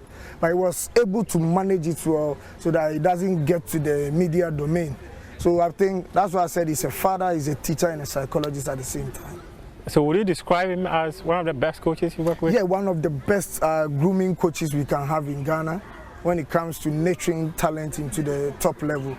I remember when I was coming into coaching, he said, hey, my son, You are coming here, you know that playing and then standing at the touchline, Juma world apart. So you need to be ready. They will insult your mother, they will insult your father, but all you have to do is just stick to the plan while you came onto the pitch. Whatever you did with the players at the training grounds, just come and implement it. And we have something in coaching we call Global Analytic Global. The Global is whereby you bring the boys onto the field to play. The mistakes and things that will happen, you go and then analyze it, you bring them to Global, and then you see that if they are okay, then you keep them by the global, then it's happening. But if not, you need to repeat, because learning doesn't stop. You always need to learn, read wide, and all that. Now the boys, most of them doesn't even do research on, players that are playing the same position that they are playing. It's really affecting them. During that time, we couldn't have chance to be on the internet and all that, but we go to stadiums, go and watch the likes of Ismail Ado and all those people. He's one of my idols, though. And though he's a harsh player, but no matter where you play, if you idolize the person, you idolize the person. He was an idol to me, whom I was calling every time, asking him questions, how he was making it. And then he gave me all his training regimes, how he does, his training programs and all that. And it has made me who I am today. Was he that open? Was Ismail that open person? Ismail is a shy type, but when you get very close to him, he's a very friendly, he's an opener person, and then he's a very outgoing person. Yeah. What challenges did you encounter at Kotoko? I was so focused, so I didn't want anything to interrupt with my mission. And when you know where you are going, you don't ask too much questions. You always have to stay focused. We're having problems with one or two financial things, but I was always depending on my bonuses, not my salary. Because bonuses are coming week in, week out. So why do I focus on salary?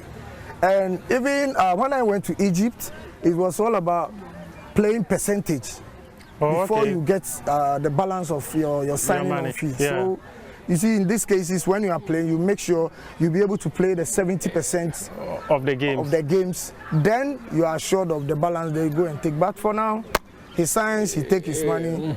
If he wants, you play. If he doesn't want to play, it's good to go. Yeah. So you want to say you never had challenges at Kotoko? Oh, I don't. Be it on the pitch or off the pitch? Oh, it's only one. I think when we were playing Sudan, when the goal was not coming around 80th minute. That I scored the goal, but after scoring, not knowing, the fans thought we cannot equalize the goal, so they went and loosed all my 4 ties at the VIP parking lot. They deflated your ties? They deflated all. So, but the good thing is, that same place, there was a Kotoko fan who ordered for 4 brand new ties with a spare tie, and then meanwhile my tie wasn't even good. So, it was a blessing. There was a replacement for you. Yeah, it was a blessing in disguise. I often hear Kotoko supporters, they are very generous. They give. Very. That is why they are very demanding. A Kotoko fan doesn't need a penny from you. Trust me. They always give out. So they always want results. So when I came to Kotoko, I first of all approached Opokwe and I asked him, how do we play Kotoko? He said, hey, point of correction. We don't play Kotoko, we worship it. We write our name boldly in capital letters in Krobia, then you leave it. You don't enjoy Kotoko financially until you are done playing Kotoko. Where you have left a mark, that is where you are going to enjoy. And as we speak, I'm enjoying Kotoko more than when I was actively playing. How? Yeah, because the fans do remember, things that I've done, they remember all those things. And even when I'm going somewhere and then they need to, Eric, come, then they'll give you an A-class, treatment. Support, yeah. Oh, okay, I get it. Yeah. But so when they were so generous, did they give you stuff? I even the bets that people are playing now, I go bet with our big men that this game I'm going to score. So I don't even watch the bonuses, but the bet that I've done, I need to go and score and then take my money. so you go into an agreement and tell them I will score. The likes of Banu and Co. You tell me, Eric, Oshami will hotel Abrabeju Sika. And then when I score, Maza, job done. And a gambler never counts his money until the deal is done. So I make sure I finish my work, then I go for my money. Yeah. So as you can see, the training that we're doing, that's what I'm impacting in them. You need to have that fighting spirit. Always have the winning mentality, and then you are good to go. Always have the winning mentality, and then you are good to go. But I also recall that during your season at Kumasi Asante Kotoko, there were many assignments that took you off the league games and even other competitions for Kumasi Asante Kotoko. How did that affect your career with the Porcupine Warriors? No, I think it did not affect me. Rather, it gave me a very bigger platform for me to excel. Just that Ismail-Ado's record was my target, where I wanted to break it, that 23 goals. Yeah. But due to absenteeism, these were not in class, but on the field, due to national... Every absenteeism, the absenteeism. So due to that, I couldn't have the chance to do what I wanted to do. But I was happy I left a legacy where about 6 trophies I won it alone. I mean, the Goal King title, the best player. You people, your award, the swag player of the swag year. Award, Yeah, the BK Duse Memorial Award of the season. And then 1 award from the United States supporters of Kumasi Asante Kotoko. And then also the Confederations Cup.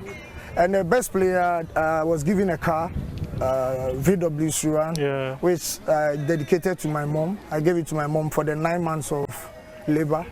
So that at least this is just a point of knowing what I'll do for her in future. After I bought him so many cars and then... So you made money in football, right? Oh yes, I would say I made money because in football it's all about after playing, where do you put your head? Yeah, but when it comes to assets, I'm okay. But maybe let's say physical, I might not get enough for you, but for assets, I thank God for how many. Because always I do advise my players, as you are playing, any chance that will come, remember the blocks. Remember the cement, remember the sand. And after football, nobody will sit somewhere and tell you that you wasted your time for playing. You don't have a place to sleep. That's the issue. Oh, you've done well for yourself. That's quite impressive because there are many people of your playing mates, your colleagues. Some of them are even struggling to make ends meet in life. Yeah, it's due to the way the ends were coming. You might think that tomorrow it will count. We have a bed, a proverb that we say, whenever it's raining, he said after the rain I'll build. But when the rain finishes, he's good to fly. He will fly everywhere until it rains again. So I didn't want to be like that bird. I wanted to do something down because I foresaw that football is a very short span business. So you quickly do it and then you remove your hand from it. That's a good one. Then let's talk the national team. The national team, despite your... No, I'll come to the national team. Let me stay with the club football. Yeah, because I wanted to go to the national team because despite your how prolific you were in front of goal, I recall that many people actually thought, this Black Star striking line is Bekoe's own. But that story will come to it pretty soon. But you left Kumasi Asante Kotoko for Egypt. For Egypt, you went to Pretoria. I remember when the stories came up, how disappointing it was that you were leaving. Zamalek fans too were waiting for me. When I got there, they were like, "It's too small for Zamalek." I mean, we have giants like Ahmed Zaki and who is this boy? He's too small. Meanwhile, I was the top scorer in the Ghana Premier League and even in the Confederation Cup as well. They want giants to play with. So I was about to come to Ghana when the agent said, there's a team that wants to have my signature as every team because I had Russia by then, which was valued for $1 million. So I said, let me come and then just travel to Russia. So the team came in, they said they want to sign me on. So when they signed me, and then I told them, I'm going to prove a point by scoring all those big clubs in Egypt. And I scored Ali, I scored Zamalek, and then I took Petrojet to Africa, 4 matches, 4 goals until I got injured, and then we were moved out of the Confederations Cup. But I was top scorer. I joined top scorer over there too as well, that same season. How many goals did you score? I scored 14. 14 goals. And we joined one guy from Senegal. Buba. He was called Buba by then. And I think I was one of the best foreign players to grace the Egyptian league, if not to blow my own horn. Egypt too didn't help you that much. Sure. Because if you look at how your career, if you look at the trajectory of your career, it was like that. Come on, Eric, always scoring goals, but injuries too never helped you. I think we've told every car that overspeeds gets accident. so you had accident? I had accident on the road. Yeah, but at the end of the day, the legacy that I left was what is more important. Yeah. And then during my time in Black Star as well, the likes of Asamoahs were there. Junior Agogo has finished with 2008. Matthew Amwa. So I would say it's not only to play for the Black Stars, that's the main mission, but how you position yourself, how you leave a legacy for people to remember you. I'm not sure it would have even chased me here at this sunny moment that we are in now. But because of a certain mark, a certain legacy that I've left, that's why, I mean, great people like you and a great station like Joy are here to, don't patronize that. It's okay. Don't patronize that. It's okay. That's a good one. That's a good one there. But any disappointments of not playing for the national team? Never. Because in my life, I don't know what is called disappointment. I have something called a game changer. When in life you don't have a plan B, that's where you have problem. So for me, as I was playing, or as I told you, I have my diploma. I was doing some part-time artworks during my leisure times, and it shouldn't base only on football. Though football doesn't have half time, football is a full-time job. But at least you need to have something that will be moving you. And I can't open all my sack clothes outside for people to know what I'm doing behind the scene. But for now, you only know I'm into coaching now, trying to build the foundation of Ghana football as well. I'll come to the coaching aspect, but let's stay on the national team. You look at the caliber of players who were there, and you came in. Do you think that you went into the national team at the right time, or if you had gone there at a time, the likes of Samoa, Matthew Samoa and Co were not there, you could have had your way? Yeah, I think if it was to be today, you know, with the prowess that I was showing by then, I would have had it comfortably over there. But I mean, you can't say anything about. You can't tell the time that God wants you to be there. Yeah, because every day is a working day. Yeah. So you always have to be ready. Whenever you get a chance, you just produce what you have to do and then leave the rest to God. I also remember when you came back from Egypt, you played for other local clubs. Hazakes, I remember. Yeah, Hazakes, I came to Chelsea. Yes, when I was being disappointed by the Kotoko management by then, so I decided to go to Chelsea. Were you hurt? I was very hurt because I think most of the discussion was for my coming back to Kumasi. That's why I even cancelled my contract in Egypt to come. And then when I got here, he started bringing some hula balloon, he's injured, he's this, he's that.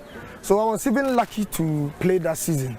It was because Chelsea was playing in Africa. Yeah. So they have, a chance to register more players. That gave me the opportunity to even be in the league that season. So I've been registered on the last closing day, the closing day of the registration. Of the window. Yeah, and then I had a chance to register for Chelsea. And I caught House of Folk there, I gave it to them. And some of the fans of Kumasi Asante Kotoko shouted, "Oh, this cripple have scored you. For us, he can't score us." I was their legend. I was part of the people that gave them that happiness during that time. But I'm not saying all the Kotoko family, but some were, because I foresee that they were hurt. Some were hurt without knowing the inside of the issue itself. So when Kotoko was coming to Bekoe, I was sick throughout the week. And everybody was like, "Oh, because he's coming to play against Kotoko, he wants to fake and all that." They didn't know. When I mean a game too much, that is what happened. It's either I fall sick or I'll miss out of the game or something like that. So I only trained on Saturday and I went to camp on Sunday. And Lord and behold, the two rejected stones, that was Jordan Epoku and myself, we scored the 2 goals in Bekoe. And then the same fans were screaming that I was jubilating as I scored my mother. I claim my love so much. But you know, in life, you can't be working at ECG and then be taking salary from Waterworks. It doesn't work like that. It doesn't work like that. This is where I'm working and I have to give my all to the club Chelsea. And then after, I left for Finland. Yeah. So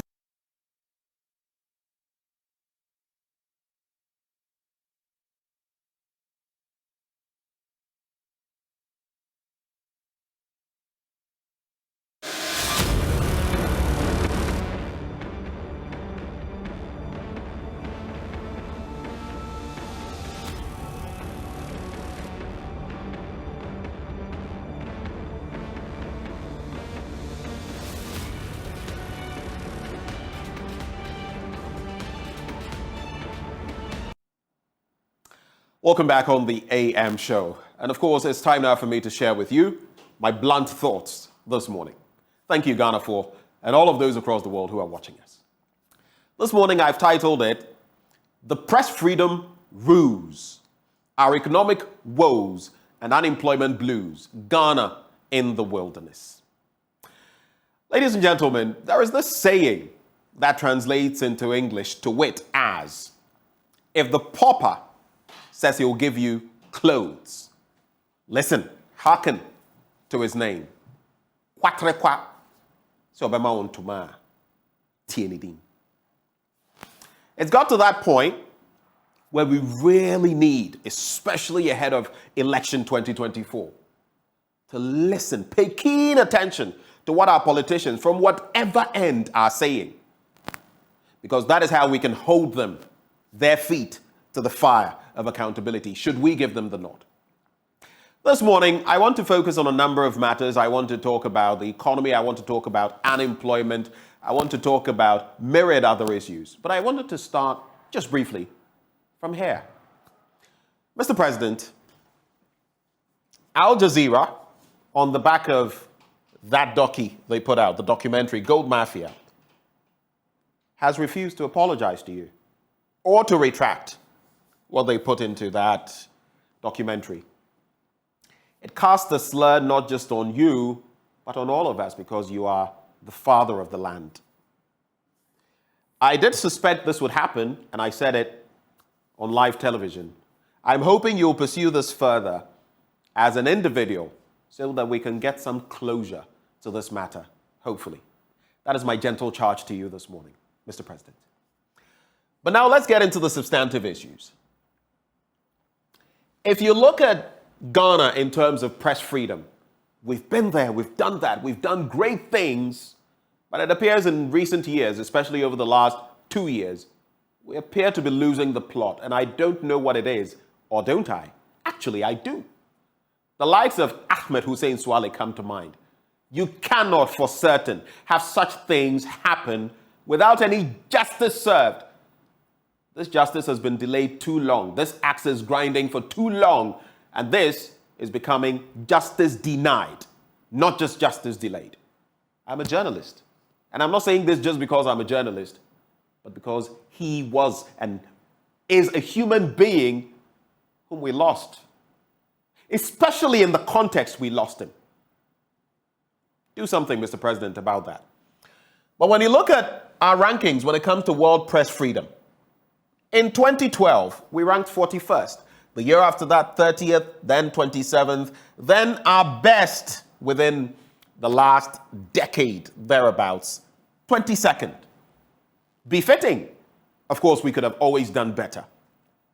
But then a slump began in 2016, 26th, 2017, 26th. We did well again, coming close to our all-time or our 10-year high. In 2018, 23rd, then we slipped again, 27th, and it's been a slip from there. 30th in 2020, 30th in 2021, then look at that gargantuan jump downwards, 60th, and then in 2023, well, at least per last year into this year, 62nd. We really ought to ask ourselves what is happening on that space and why this keeps happening. I'll get to that NDC gangster and his attack on a radio journalist. But I'm saying that we are doing things in this country that are affecting our world press freedom ranking. So we can say all we like. Mr. Information Minister, my good friend Kojo Ponkroma, will say what he will about the media and all of that. He used to be with us. Now he's there. Wonderful. But we must do the right things to safeguard the media, because if the media goes, that will be the end. Now, on our next slide, we'll look at Ghana's outlook in terms of the Press Freedom Index. In 2019, 79.19, that's Reporters Without Borders. In 2020, 77.74, that was our score. 2021, 78.67, and then we see the dip reflected in what I just showed you. Now 67, and then finally 65.93. But what are the factors we're looking at? Journalists resort to self-censorship. Me, lie. We censor, we force journalists to shush, because guess what? Just as happened with the Radio Dagbon. incident, you are forced, you are cowed into submission, cowed into silence. It doesn't happen here. We don't do that. Journalists resort to self-censorship as the government has shown itself intolerant of criticism. And this is true, beyond reasonable doubt. The president knows it, the system knows it, the media also knows it. 1/3 of the country's media outlets are owned by politicians or people with political ties, and this is a very slippery slope. A dangerous, extremely dangerous hill we're on, because the tumble could be disastrous.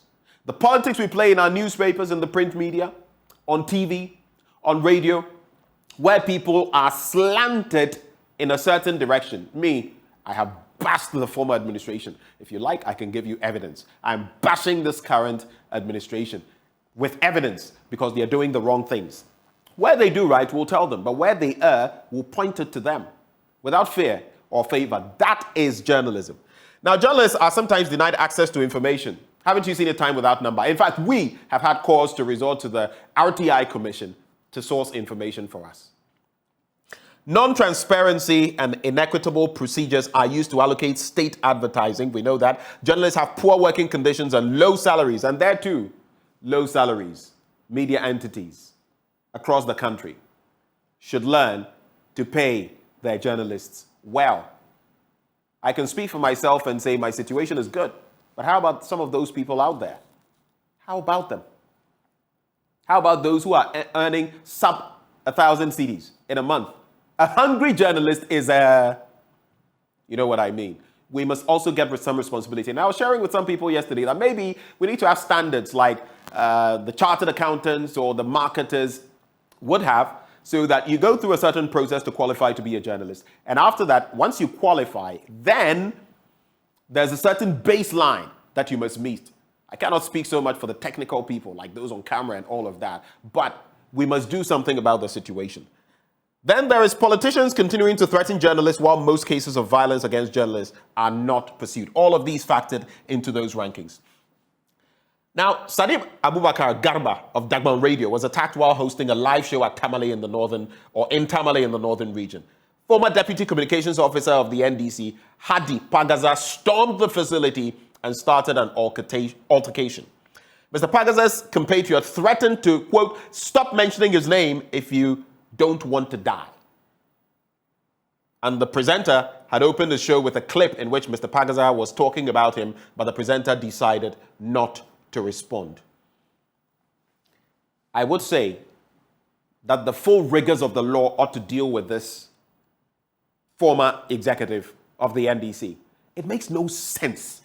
And it happened on World Press Freedom Day. When the law bites on such matters, others will learn.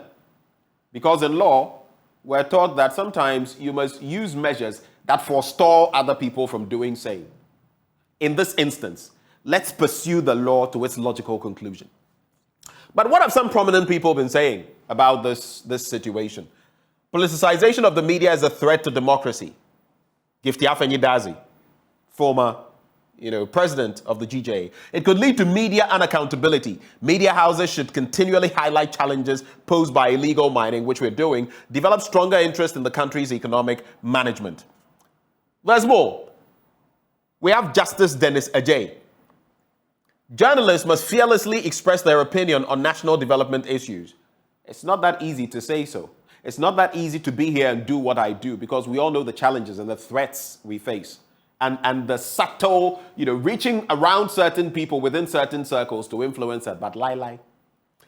Intimidation from politicians must be condemned. But justice, you know very well what they do and how they get away with it. So since you are in the judicial system, how do we counter it? And freedom of speech plays a vital role in promoting all human rights and drives the development of a country. But just segueing from there into our own economic situation currently. 22% of the public sector wage bill goes to unearned salaries. Think about that, Ghana, for. We're looking at a whopping 10 billion Ghana cedis annually going into some level of corruption. Public sector wage bills going into unearned salaries. And government is sitting on all of that. I keep saying that this IMF thing we're going to, it makes no sense. Absolutely no sense. We literally saw ourselves getting into a ditch and we ran towards it. Look at all of this. Look at the rot in the system. 22%, a fifth, more than a fifth of our wage bill goes into unearned salaries. Not earned, yet we pay. Which serious country does that? Payroll monitoring exercise has been initiated to eliminate the fraud, and the exercise will not cover. Another thing I found important, Article 71 office holders. So for them, everything like this, exempt. What about what is going on in there? Anyway, we'll have time for that some other day. But in terms of our economic outlook, Ghana is to end 2023 with a debt-to-GDP ratio of about 99%. How can you sustain an economy on that? And economies elsewhere are sustained on that, but these are developed economies. So let me rephrase. How can you sustain a developing economy like this? That's according to the IMF. Our GDP growth rate will slow down to 1.6%, again, according to the IMF. The cedi is to depreciate further by 30%. That's according to the EIU. And Ghana's debt-to-GDP ratio fell by only 1% despite debt restructuring, still above 100%. That's according to Fitch. So all the pain we've put everybody through led to just 1%. Was it worth it? You tell me. You decide. Then we look at Ghana's skyrocketing external debt. Our total debt stock as of now, 575.7 billion Ghana cedis. The external debt stock as of December 2022, 30.50 billion. That is 60% of our GDP. In addition to the external debt, 2021 to 2022, of 3 billion.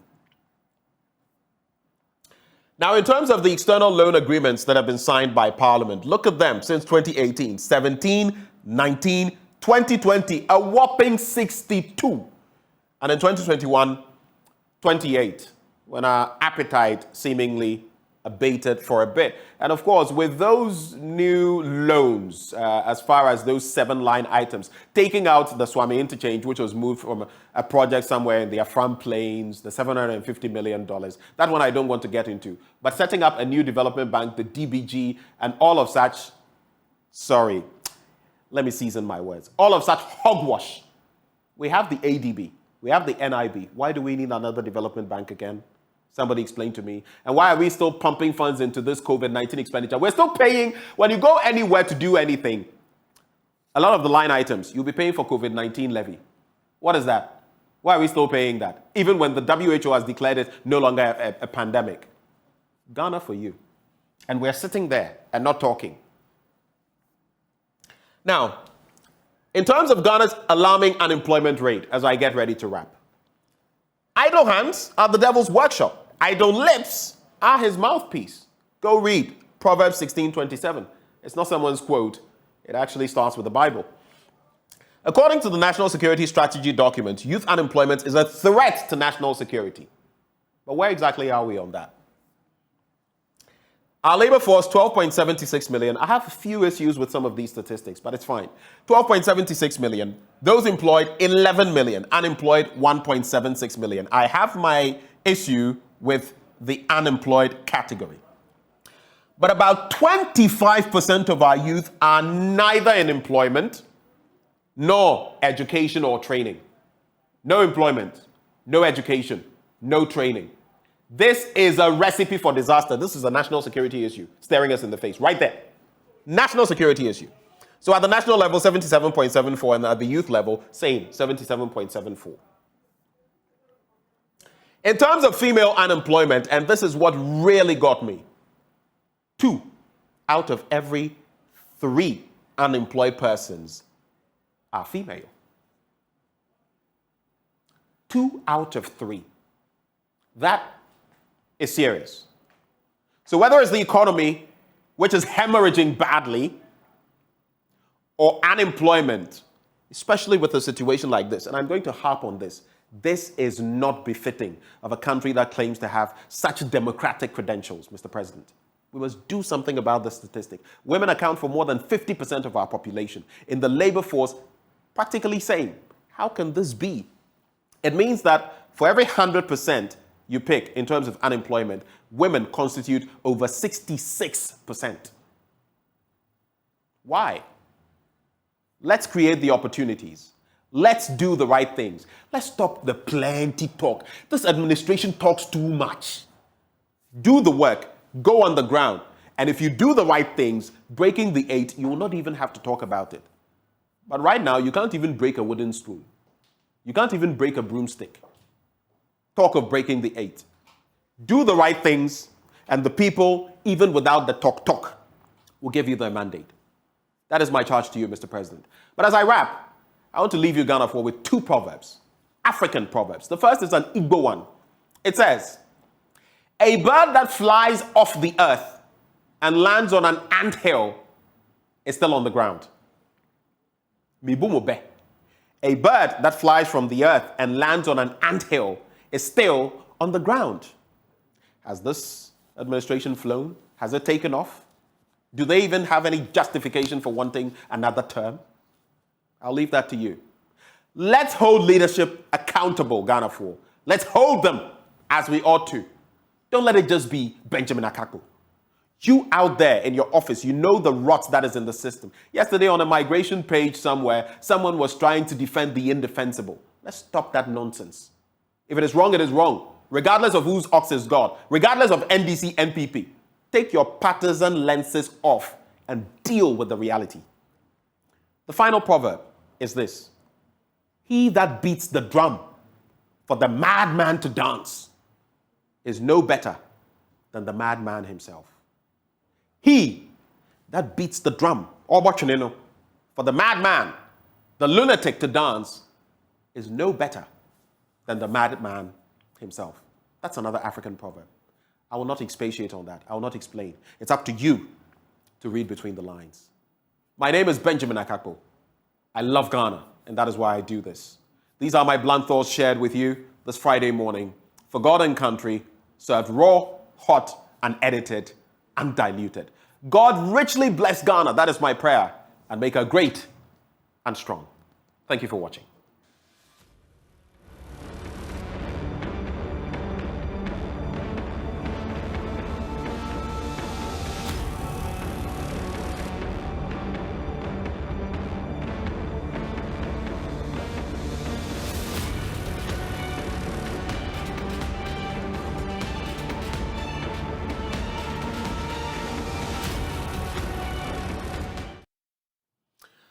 A very warm welcome back on the AM show. Thank you for staying here with us. We appreciate your time. Now, before we get into other conversations, we're going to host someone who is a member of the communications team of the National Democratic Congress. And we're focusing on them because their primaries are coming off. The legal team as well of the NDC. And this time round, there's something fascinating he's been up to. He is gunning for the slot, as far as his party is concerned, in the central Tongu constituency.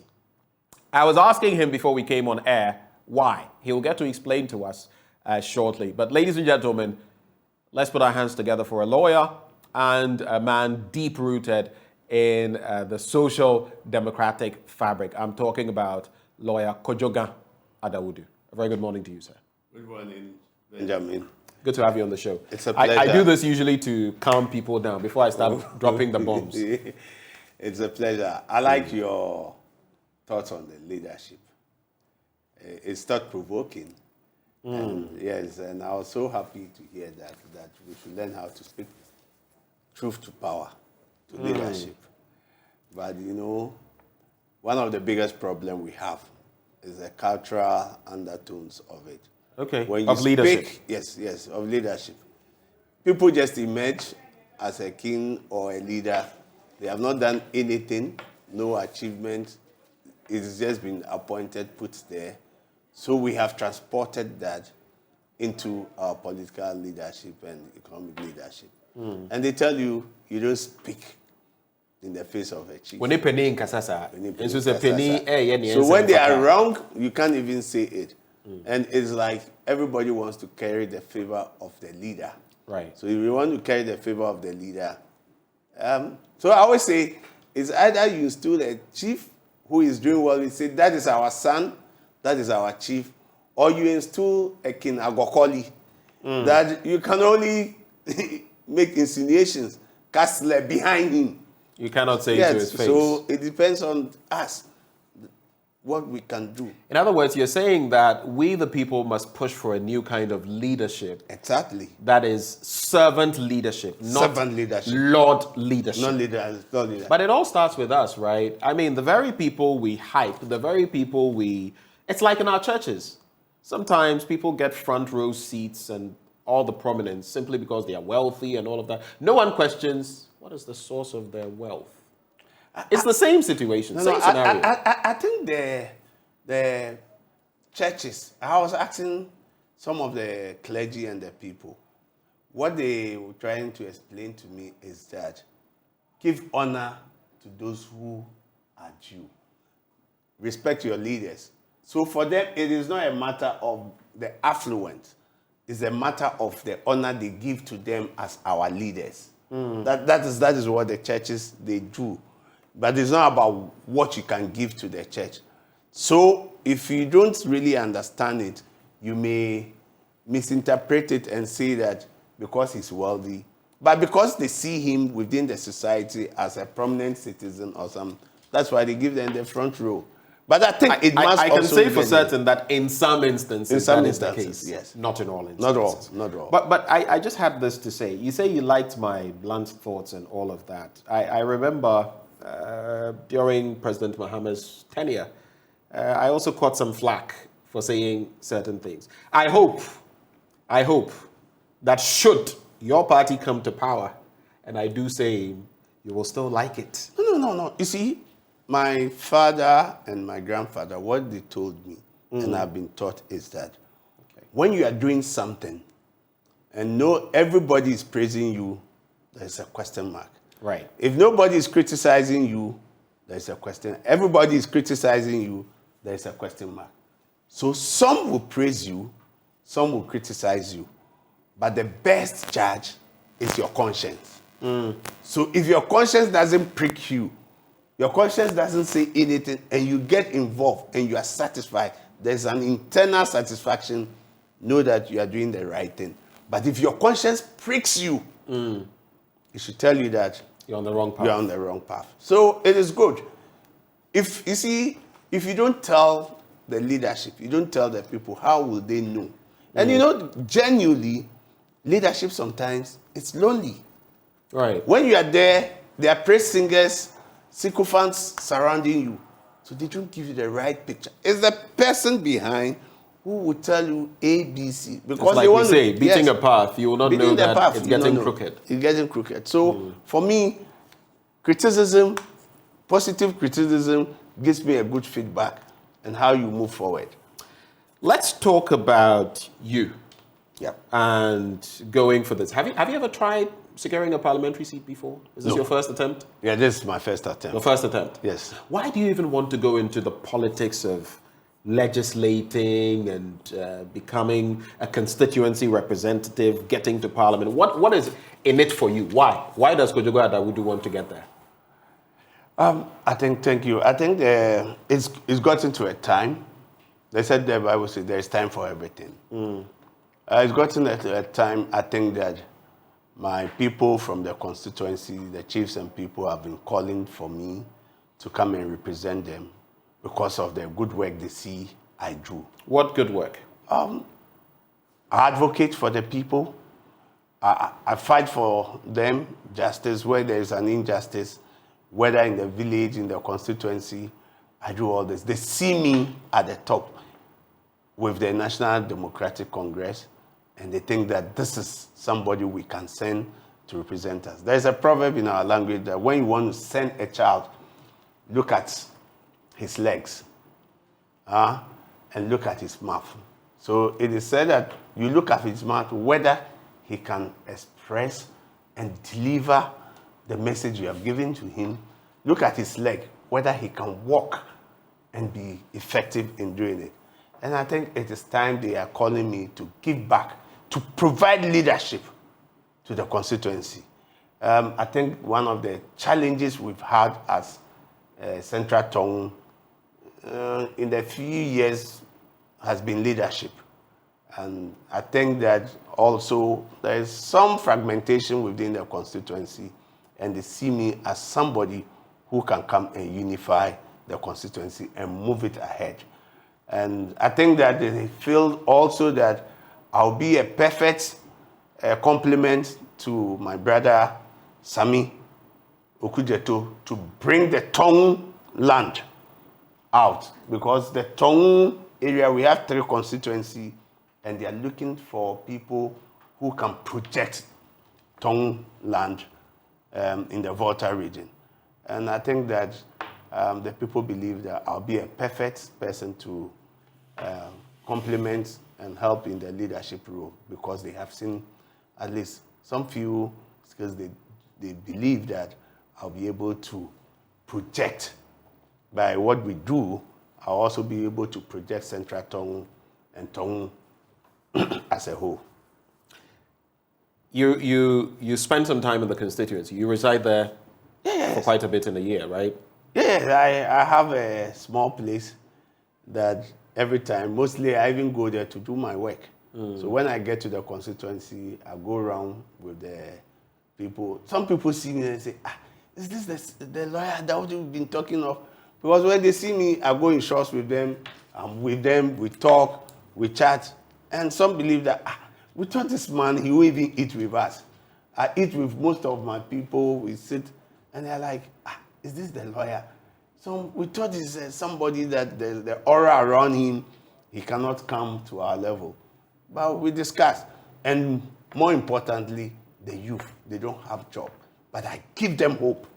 I counsel them, I tell them, look, you know what? Education is the key.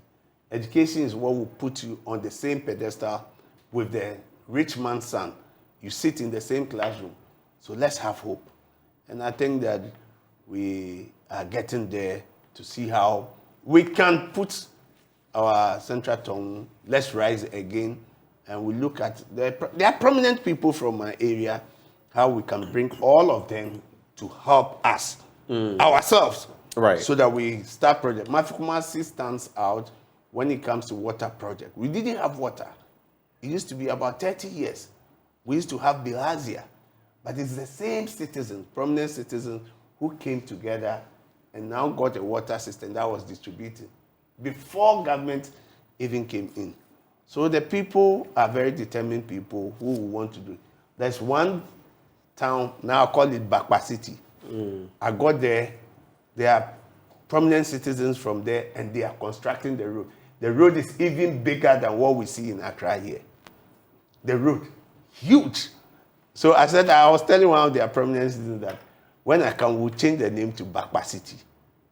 It's looking nice, it's looking well. That's how we try to transform our communities. And I think it is time to give back, provide that leadership. We won't do it for every time. Others, when you lay the foundation, others will come and build on it. Our challenge is leadership and how to manage our people. You said earlier that education was the key. Education is the key, as we usually say it, but someone said once that education is not the key, it's the application of what you learn that is the key. It's kind of like knowledge versus wisdom.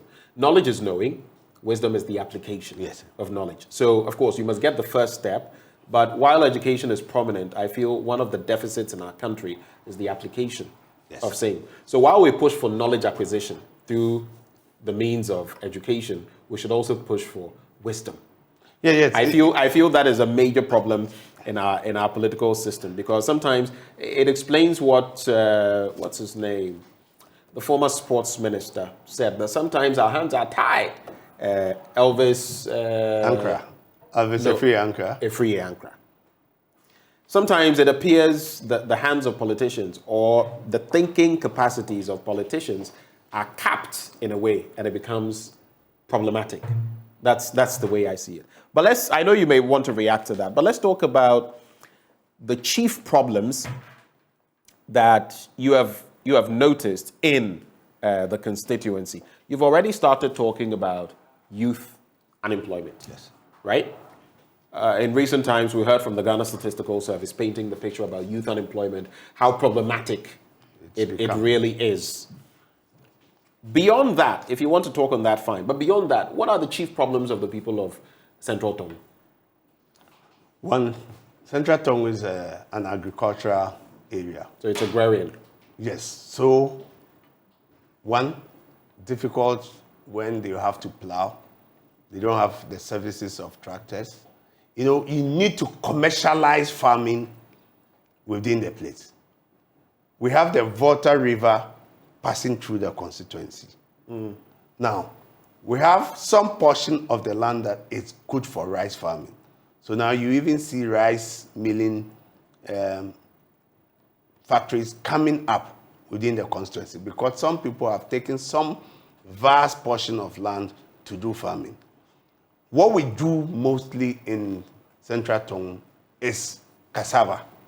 So if you want cassava, it is Central Tongu. That's where you get the best gari, Mafi gari.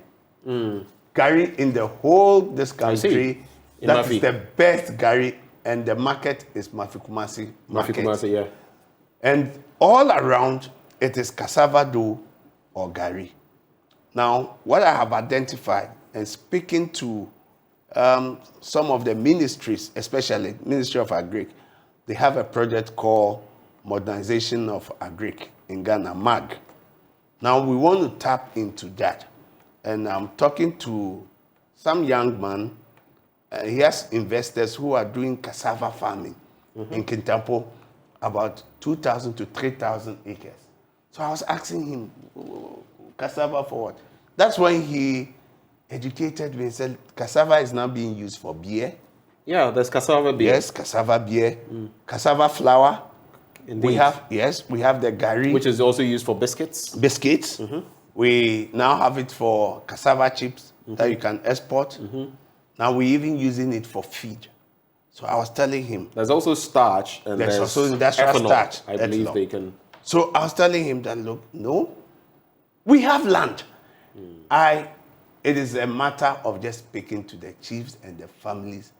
And I want them to come to Mafikumasi. Let's commercialize farming in there, the cassava. And the gari that they produce. Look, my studies and my finding is that we have about 100 trucks of the rhino trucks every Monday and Tuesday loading gari out of Mafikumasi market. This is money. So if we are able to commercialize this, and what my friend was telling me they do is that when they farm, they just buy the cassava from them and give it to the brewery. They buy some for the gari. We can improve the gari and also bag the gari. When this happens, they themselves will be self-sufficient. What they are doing also is that when you farm, depending on the number of acres, when you sell the cassava to them, portion of the money is taken and saved, and they use it to build for you. So they have some small estates that they are building. So that will move you into cottage, industries, farming. So you have your house out of what you are doing, the farming. So it is one of the things that we are looking at that will be able to develop the whole place. If you look at Central Tongu, it is farming and education. Now, we also have the river banks. The last time I went, there's a huge island within the Volta River. The place is called Bakpa, Abadikume. It stretches right from around the Bakpa, where I was talking about Bakpa city, right from there to around Vume, where former President Jerry Rawlings' house is. It stretches. It's a huge place, a forest. And what is being done with it? Nothing. It's untapped. It's not being cultivated. It's being cultivated. It's more like a forest. But the banks, you can use that as vacation homes. Okay. You can, project it. And we even have the banks all along from the constituency. Now we have some private individuals have their houses, their chalets all over. And it's a beautiful place that when you go. Those are some of the things we need to project. when we project it, we will transform our communities. Beyond that? Beyond that, the three... You've spoken about livelihood issues, yes. Cassava tapping into the industry. Yes. It's one of the... Everyone knows that some of the best comes from Afikumasi. And indeed, a lot of what we buy in other parts of the country comes from there. Yeah. Though it is also in different parts of the country, the production. You've spoken about, helping businesses, part of how to go about it. You've spoken about maybe even tourism in there. Yes, tourism. The constituency is concerned. But beyond that, I mean, I feel that if someone wants to lead a constituency, so to speak, be the mouthpiece of the constituency, there has to be more. What more is there to you in terms of wanting to lead Central Tongu? It's easy. You need to mobilize and rally the people. You need to do lobbying. There are prominent citizens who, we ourselves, when you lobby these people, you bring them together. You'll be able to ask them, lobby them. They bring their friends, investors into the constituency, which will transform the constituency. Example, I was telling my brother, Sami, that look, if we have something like Tongu Congress, that would be Central, North, and South. We have Tongu Congress, we'll be able to identify our prominent citizens. We have, I can tell you one example I'll give you. We have about 6-7 OMCs coming from Tongu land. If we are able to bring all these OMCs together, we'll be able to lobby and bring in businesses over there. Even with them, we'll be able to lobby government and say that, look, the Keta Basin exploration, if we are able to lobby and they start that project, the land in and around Tongu will be a place where all the people will want to come and settle and build. It's a huge thing. You cannot do it alone, but you need to think with the people. So you need a servant leader who will bring the people, rally the people around, and tap into their rich expertise, the knowledge. Right. And that is what, for me, is my trump card, because I know most of them. I go to their house, we eat, they advise me, I tap into, and I think we'll be able to bring it. You know, when it happens like that, people come and they say, oh, you are from this place, this month, and they try to divide you. But if you are able to bring them together, we can start something on our own. Speaking of farming, and of course, there's also fish farming. So it's a largely agrarian community or agriculture-based community. Do they do any fishing? Yeah, we do a lot of fishing. That's why they say Tongu. Tongu means people who live around there. Good. What is your target in that regard in terms of moving the fishing industry from whatever level it is at to the next level? Yeah, we have, even as I speak now, we have some communities where we have some of these investors who are doing the aquaculture. They are using the Volta River. They are doing aquaculture. So when you go along the bank, we have a lot of people doing this fishing and helping their community. People come from Accra, buy fish, especially tilapia. So we can look at that and get more people within. Our own people also do a lot of fishing. Now, most of them don't have even landing beaches. They don't have a place where they can keep it. These are things that we can explore. We will explore and see how best those fishing will be able to preserve the fish and be able to sell. You know, it's a community, Central Tongu, that, for me, largely what I see is that how do you lobby and rally and bring the people together? When you bring them together, there's a self-help project that we can start, we can do. Within the 3 Central Tongu community, we have 3 district hospitals, Bato, Adidome, Sogakope. We don't have any training institution within the 3 central communities. We don't even have a college of education. And I was just about to get to this bit before we talk about infrastructure. For example, the road network in Central Tongu, availability of hospitals. But now that you've brought education up again, let's talk about, do you know, for example, what are the pass rates for, at the basic level, BCE, SHS level, what are the pass rates? How many of your constituents, for example, the youth, you may not be able to give me hard figures, as in specifics, yes. But do you know how many of the youth, for example, are making it to the tertiary level? I was just talking about the latest report from the Ghana Statistical Service, talking about some of those who are multidimensionally poor, and even those who, they are not in school, they don't have any education, they don't have any training, they are also not working. That is a liability to society in a way, and that creates problems, because if they can't find work, you know what they say, idle hands and being the devil's workshop. Yes, yes. So what is your knowledge in those areas, and what are you going to do about it should you be given the nod? Then when you're done with that, we can talk about infrastructure. Yeah. You know, we have 2 secondary schools within the constituency. Which one and which one? Mafikumasi's Senior High Technical School and Adidome Secondary School.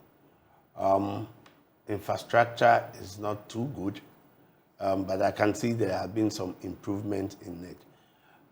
There is a third place where it's over the river, the bank. There's a huge population there that they also need a secondary school, which I was telling them we'll have to start it on our own until government will take it for us. Now, pass rates and the people going out is not too good. When I looked at the results, especially even the basic school, it's not too good, because some schools, if you look at the structures, it's not too good. At that time, some of the security supervisors were lacking motorbikes and others that I think the MP had been able to provide some motorbikes from his common fund to the people. So for education, we have to look at it. I think that we need to sit down as a constituency and come together. How do we improve it? Because the last time I was looking at some statistics that they were doing about Central Tongue, all the education, I think we did not place highly. And what impact do you think free SHS has had on the constituency? It has undoubtedly improved the situation, right? I think it has produced a lot of the SS graduates. However, the quality. What is it about the quality? You know, when you get to some of them and you are chatting with them, even the language is a little bit a problem. You mean English? Yes, the English. Some of them, some have made some passes, some are still haven't passed. So what I was saying that these are youths, they have finished. How do you mentor them?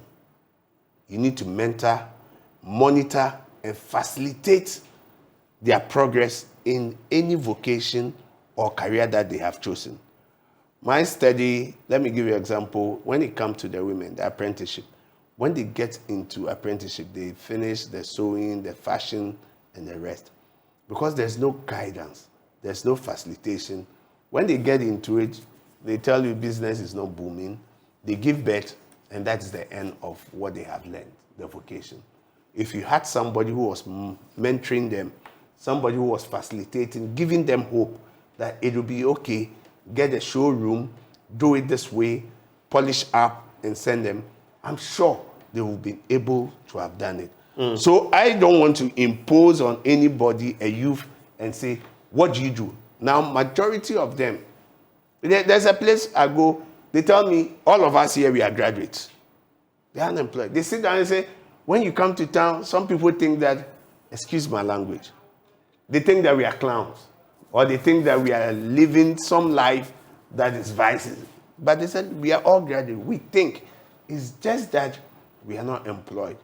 And the other ones who are not fortunate to go to school, most of them are into apprenticeship and Okada. Okada has become something that they do in and around the villages. But I always Is that becoming a problem? No, it's not a problem. I go to them. Yes, one of the challenges is that the way they ride, you know, the rate of accident among them. Safety issues. Yes, safety issues. So I was talking to them. I said, look, even if you ride Okada, you can still work and buy another one. but it has to be done in a manner that everybody would see that, yes, what I'm doing, there's progress. I always tell them progress should be, prosperity is something you can smell, that there's prosperity here. And you can also smell poverty. Where there's poverty endemic, when you go there, you can smell it. Let's make our place that we will prosper. Everybody is moving on. And it is something that I've told the youth that we will have a brainstorming session. What do you want to do? So, like I was telling you about the Tongu Congress. Kind of like a town hall? It's a town hall. Brainstorming. Just give me the ideas. Let us come together. What do you want to do? What do you think we should do? Now we can have the ideas. So you're basically engaging the people. We engage the people. To synthesize opinions. Synthesize the ideas. Then now we can implement. And one of the things I've been telling them is, I won't be able to do it all. But how do you see Central Tongu in 10 years?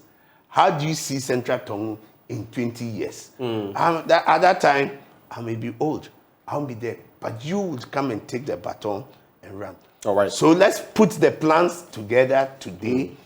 Then once we see it, we can implement it phase by phase. All right. Let's get into, before, I want us to get into harder issues. I just wanted us to start on this note.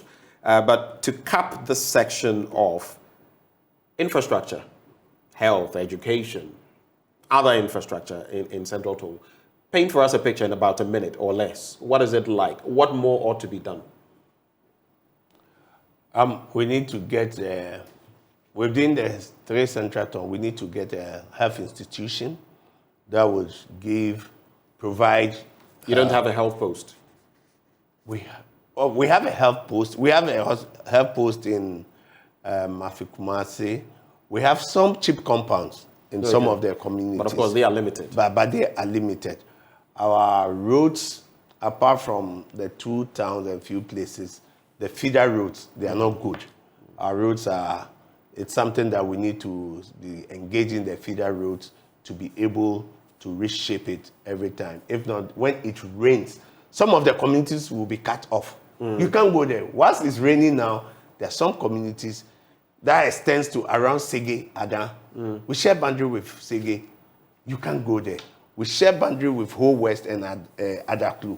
Atihwe, you can't go there when it starts raining. Right. Now with the education, I think that because we have a farm institute, which because it's an agriculture-based area, farm institute, we are looking at when government comes, we can lobby. This can be upgraded into a faculty of agriculture, which will become a tertiary institution, where there will be studies. Whilst we are farming, the farming is going on, the rice, the cassava, then they will be doing research. That would take it from the south right down to Oti and eastern region. So there will be a place that there will be studies and will be able to improve the livelihood of the people there. What promises have you been making to the people of Central Tongu? What have you been telling them? Should you get the nod, and it's almost because if you go to the Ashanti region, there are some places that they are almost a done deal in terms of where the vote would go and who would become a member of parliament, depending on the party that is fielding the candidate. In the Volta region, apart from Hohoi, which has been taken from your stock, most of the others are practically a done deal. So whoever wins the primary likely, very likely, will become the member of parliament. What promises are you making the people? What I've told the people is that we'll have to work together. If I promise them, I've always told them that 4 years will come soon. If I'm giving the nod and I don't deliver 4 years, how do I come back to them? What promises are you making to the people? No, promises that will transform our communities into an attractive destination. We improve on our education, the standard of education and performance. Health delivery should be at the doorstep of everybody. The youth, empowering them by mentoring, monitoring, and facilitating them in their chosen program. And most importantly, we want to make our party attractive within the constituency so that a lot of people can join us. One of the other issues I'm telling them is where we go, It's a small store. When we go to our office, the party office, it doesn't befit us at all. It should be something we should be able to say, yes, I understand we have land for the party office. How do we start? And we get it out. Okay. So I was telling them, I will not come here and make promises. If I'm not able to fulfill it, I'll become a liar. My son who is in school, when he's passing, they say, is that not Adaudu's son? They are liars. He schools in the constituency, your son? No, I have cousins. My son, I live in Accra, so my son lives with me here.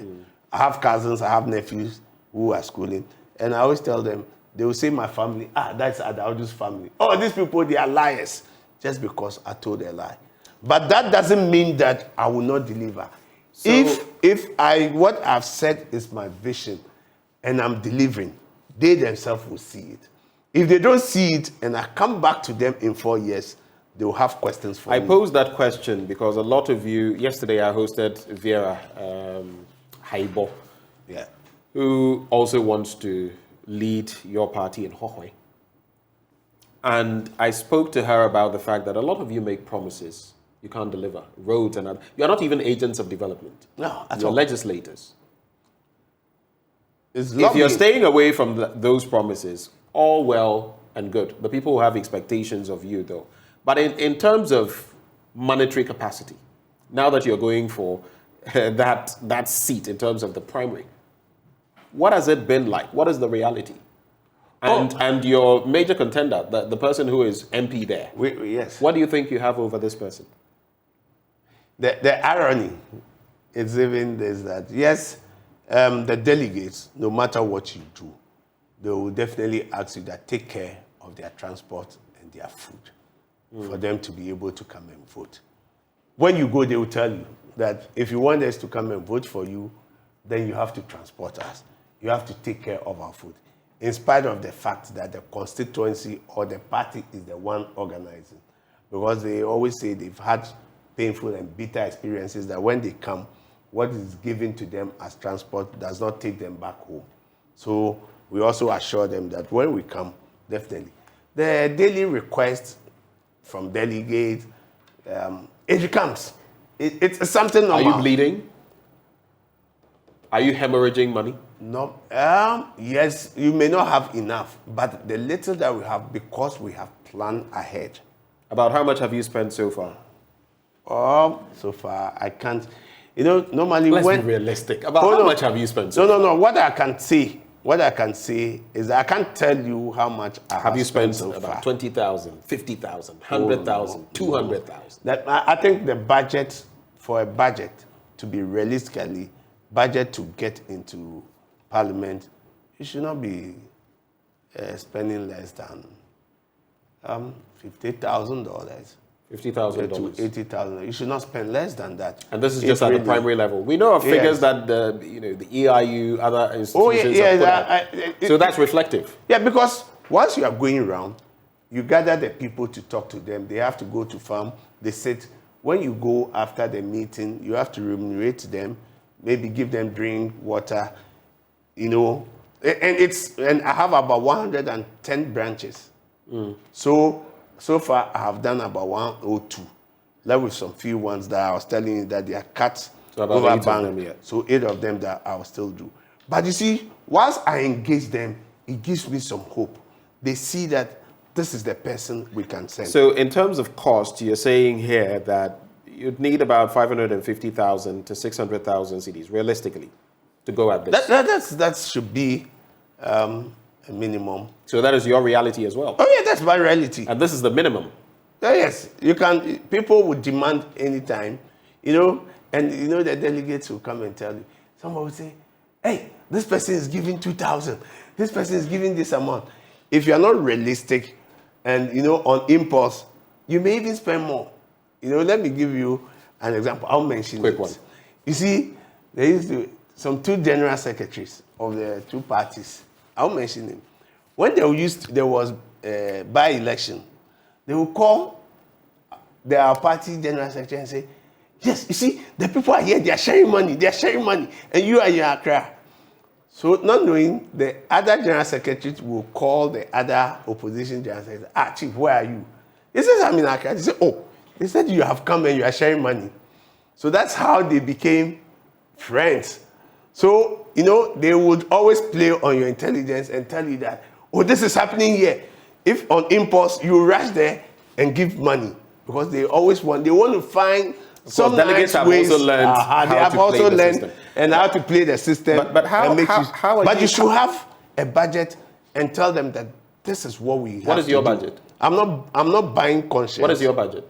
I've told you about $50,000 to $80,000. $50,000 to $80,000. Yes, it should not be. Yes. So up to about 1 million Ghana cedis, basically. How are you getting funded? How are you funding this? How are you bankrolling this? Out of your pocket? Friends, families, my own resources. It's interesting when politicians come here. No, you see, you have to family. No. You have friends who have millions of CDs or it's not that they give stuff you. lying around like that. Somebody gives you 5,000, 10,000. Somebody gives you this. It is not just because you are friends. Look, surprisingly, in this game, when people heard I was going, somebody just will call me and say, oh, is this your number registered? They send me money. It is not because I want to go. They said, look, I think we need this quality in Parliament. We know you. So they start to support you. And I can tell you, it comes, sometimes I always say, it is God. And I always say, God wants to take the credit, his glory. He doesn't want to share it with anybody. Because people who you thought they would support you haven't come in. But few other people. The other day, one of my senior old school, they said, Victor, pass by my office. I went, he just gave me an envelope. I was dumbfounded. Are you getting? Not because he said, and some of my clients, some people I have worked for years, will now call me and say, oh, you did this work for me. You know, I'm sending you something small for the people. So I see it that, and that is what I've been praying for. I say, God, don't let me get in and disappoint me, that I will also disappoint my people.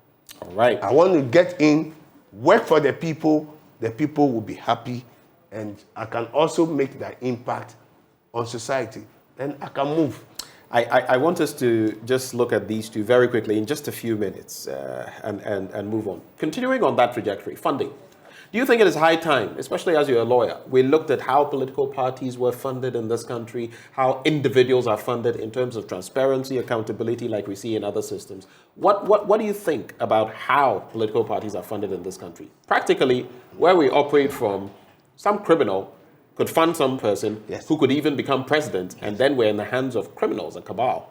What do you make of that situation? Let me give you an example before I come to that. The example is that you see these criminals, they will find you. Then whilst you are in power, they have a picture with you. They will be sending the picture. I see this man, he's my friend, he's this. So I even had to tell some of the people that be careful when you are taking photographs with some people, because they are criminals and they will drop your name all over, influenced by. You know, I'm doing a DBA.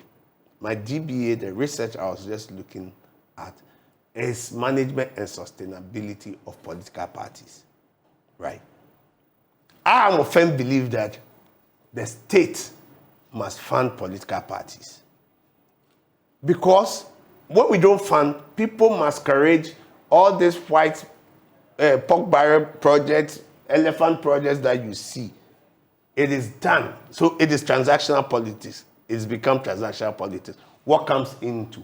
But if the state is funding the political parties, all we need to do is to get the Auditor General and the people, you are paying them, this is the amount that they have. You audit them every year. When they do something which is not right, you know, which is not right, they know they will pay for it.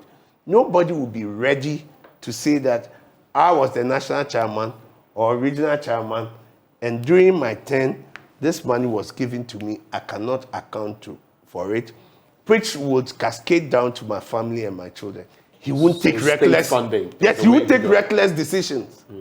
But because when you take a reckless decision, the money comes, nobody comes. You don't account to anybody.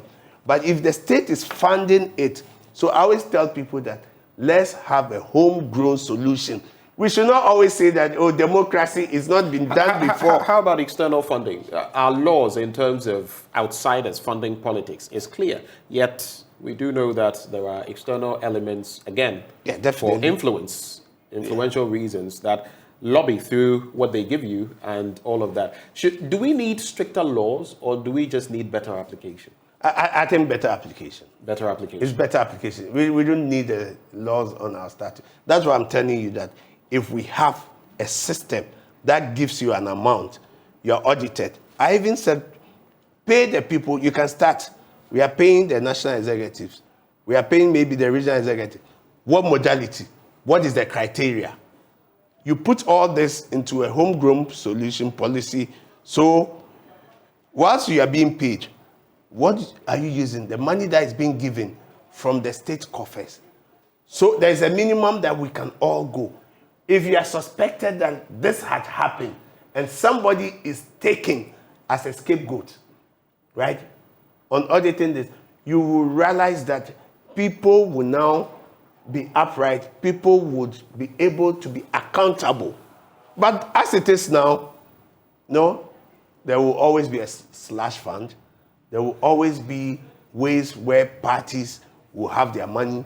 And that is when you find criminals and others getting into it, contributing into it. That becomes and at the end of the day, you say your hands is tied. You know this person has done something wrong, but once you want to do your own party member who said your hands were tied. Yes, exactly. And it is true. Just quickly to go, 20 seconds. What do you make of the new Chief Justice nominee, Gertrude Tokolu? Have you ever been in court with her?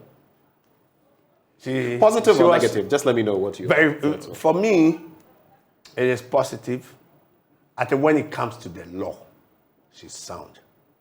She's been, I'll say she's been one of my mentors when I was young. When I started, she was at the High Court, and she would always encourage you and ask you, have you read this law? Have you read this case? You appear before her. Even when you are wrong, she will teach you and tell you, look at A, B, C, D. For me, it is.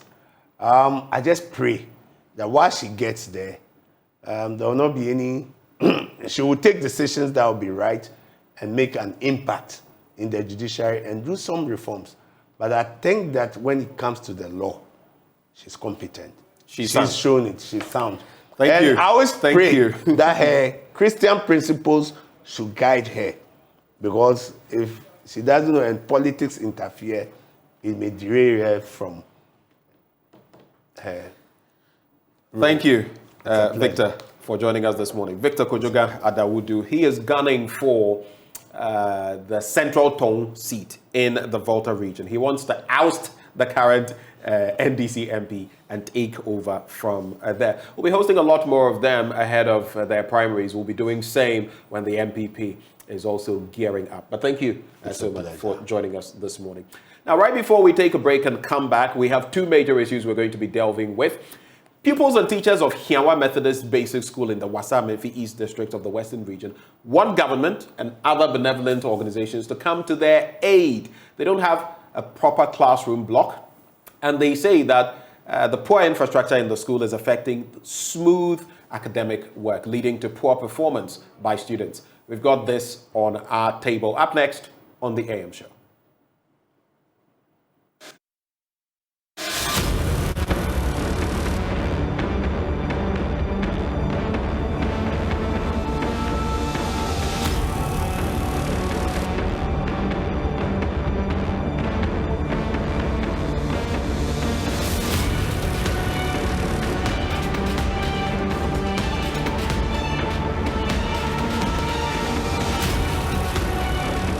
Tends to around Sege, Ada. We share boundary with Sege. You can't go there. We share boundary with Whole West and Adaklu. Atikwe, you can't go there when it starts raining. Right. Now with the education, I think that because we have a farm institute, which because it's an agriculture-based area, farm institute, we are looking at when government comes, we can lobby. This can be upgraded into a faculty of agriculture, which will become a tertiary institution, where there will be studies. Whilst we are farming, the farming is going on, the rice, the cassava, then they will be doing research. That would take it from the south right down to Oti and eastern region. So there will be a place that there will be studies and will be able to improve the livelihood of the people there. What promises have you been making to the people of Central Tongu? What have you been telling them? Should you get the nod, and it's almost because if you go to the Ashanti region, there are some places that they are almost a done deal in terms of where the vote would go and who would become a member of parliament, depending on the party that is fielding the candidate. In the Volta region, apart from Hohoi, which has been taken from your stock, most of the others are practically a done deal. So whoever wins the primary likely, very likely, will become the member of parliament. What promises are you making the people? What I've told the people is that we'll have to work together. If I promise them, I've always told them that 4 years will come soon. If I'm giving the nod and I don't deliver 4 years, how do I come back to them? What promises are you making to the people? No, promises that will transform our communities into an attractive destination. We improve on our education, the standard of education and performance. Health delivery should be at the doorstep of everybody. The youth, empowering them by mentoring, monitoring, and facilitating them in their chosen role. And most importantly, we want to make our party attractive within the constituency so that a lot of people can join us. One of the other issues I'm telling them is where we go. It's a small store. When we go to our office, the party office, it doesn't befit us at all. It should be something we should be able to say, yes, I understand we have land for the party office. How do we start? And we get it out. Okay. So I was telling them, I will not come here and make promises. If I'm not able to fulfill it, I'll become a liar. My son who is in school, when he's passing, they say, is that not Adaudu's son? They are liars. He schools in the constituency, your son? No, I have cousins. My son, I live in Accra, so my son lives with me here. I have cousins, I have nephews who are schooling.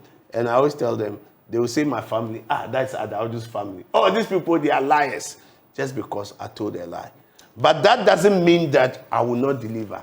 So, if what I've said is my vision and I'm delivering, they themselves will see it.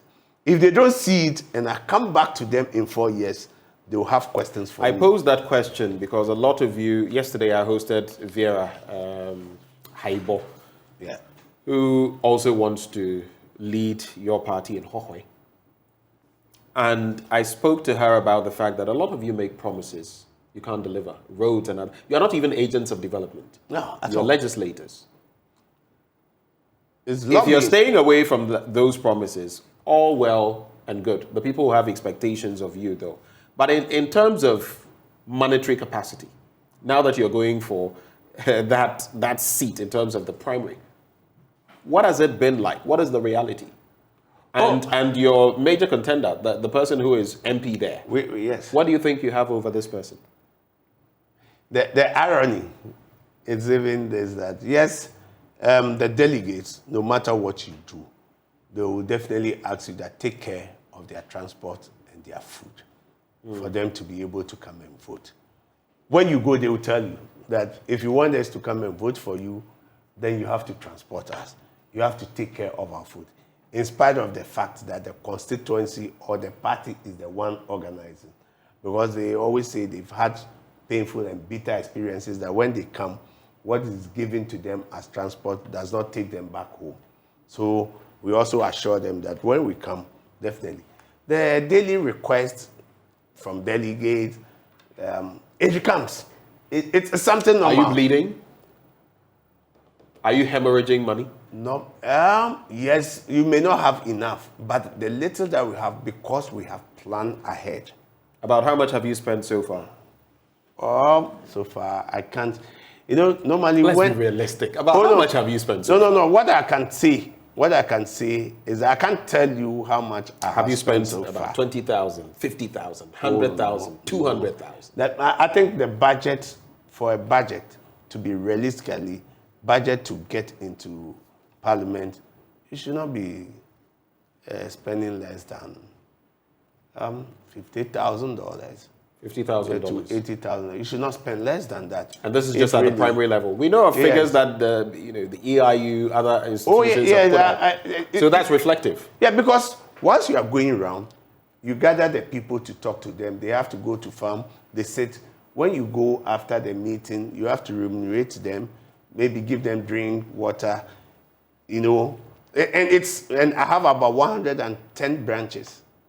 So far, I have done about 102. Left with some few ones that I was telling you that they are cut over bank. So 8 of them that I will still do. But you see, once I engage them, it gives me some hope. They see that this is the person we can send. So in terms of cost, you're saying here that you'd need about 550,000 to 600,000 CDs, realistically, to go at this. That should be a minimum. So that is your reality as well? Oh, yeah, that's my reality. And this is the minimum? Oh, yes. People would demand anytime, you know, and, you know, the delegates will come and tell you. Someone will say, hey, this person is giving 2,000. This person is giving this amount. If you are not realistic and, you know, on impulse, you may even spend more. You know, let me give you an example. I'll mention Quick one. You see, there used to some 2 general secretaries of the 2 parties. I'll mention them. When there was a by-election, they will call their party general secretary and say, yes, you see, the people are here, they are sharing money, and you are in Accra. So not knowing, the other general secretary will call the other opposition general secretary, Chief, where are you? He says, I'm in Accra. They say, oh, they said you have come and you are sharing money. So that's how they became friends. So, you know, they would always play on your intelligence and tell you that, oh, this is happening here. If on impulse, you rush there and give money. Because they always want to find some delegates nice have ways. also learned how to play the system. But how are you should have a budget and tell them that this is what we have. What is your budget? I'm not buying conscience. What is your budget? I've told you, about $50,000 to $80,000. $50,000 to $80,000. Yes, it should not be. Yes. So up to about 1 million Ghana cedis, basically. How are you getting funded? How are you funding this? How are you bankrolling this? Out of your pocket? Friends, families, my own resources. It's interesting when politicians come here and you say, see, you have to family. No. You have friends who have millions of CDs or it's not that they give stuff you. lying around like that. Somebody gives you 5,000, 10,000. Somebody gives you this. It is not just because you are friends. Look, surprisingly, in this game, when people heard I was going, somebody just will call me and say, oh, is this your number registered? They send me money. It is not because I want to go. They said, look, I think we need this quality in Parliament. We know you. So they start to support you. And I can tell you, it comes, sometimes I always say, it is God. And I always say, God wants to take the credit, his glory. He doesn't want to share it with anybody. Because people who you thought they would support you haven't come in. But few other people. The other day, one of my senior old school just said, Victor, pass by my office. I went, he just gave me an envelope. I was dumbfounded. Are you getting? Not because he said, and some of my clients, some people I have worked for years, will now call me and say, oh, you did this work for me. You know, I'm sending you something small for the people. So I see it that, and that is what I've been praying for. I say, God, don't let me get in and disappoint me, that I will also disappoint my people. All right. I want to get in, work for the people will be happy, and I can also make that impact on society. Then I can move. I want us to just look at these two very quickly in just a few minutes and move on. Continuing on that trajectory, funding. Do you think it is high time, especially as you're a lawyer, we looked at how political parties were funded in this country, how individuals are funded in terms of transparency, accountability, like we see in other systems. What do you think about how political parties are funded in this country? Practically, where we operate from, some criminal could fund some person who could even become president, and then we're in the hands of criminals, a cabal. What do you make of that situation? Let me give you an example before I come to that. The example is that you see these criminals they will find you. Then whilst you are in power, they have a picture with you. They will be sending the picture. I see this man, he's my friend, he's this. So I even had to tell some of the people that be careful when you are taking photographs with some people because they are criminals and they will drop your name all over, influenced by. You know, I'm doing a DBA. My DBA, the research I was just looking at, is management and sustainability of political parties, right? I am a firm believer that the state must fund political parties. Because when we don't fund, people masquerade all these white pork barrel projects, elephant projects that you see. It is done. So it is transactional politics. It's become transactional politics. What comes into? But if the state is funding the political parties, all we need to do is to get the auditor general and the people, you are paying them, this is the amount that they have. You audit them every year. When they do something which is not right, you know, nobody, which is not right, they know they will pay for it. Nobody will be ready to say that I was the national chairman or regional chairman, and during my term, this money was given to me, I cannot account for it, which would cascade down to my family and my children. He won't take reckless funding. Yes, he won't take reckless decisions. But because when you take a reckless decision, the money comes, nobody comes. You don't account to anybody. But if the state is funding it, so I always tell people that let's have a homegrown solution.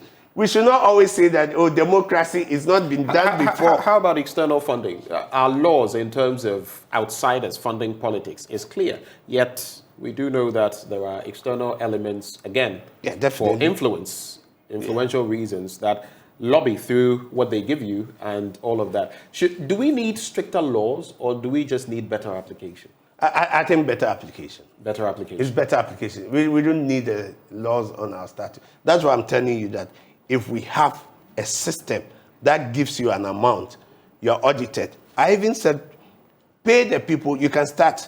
We are paying the national executives. We are paying maybe the regional executive. What modality? What is the criteria? You put all this into a homegrown solution policy. So whilst you are being paid, what are you using? The money that is being given from the state coffers. So there is a minimum that we can all go. If you are suspected that this had happened and somebody is taken as a scapegoat, right, on auditing this, you will realize that people will now be upright. People would be able to be accountable. But as it is now, no, there will always be a slush fund. There will always be ways where parties will have their money.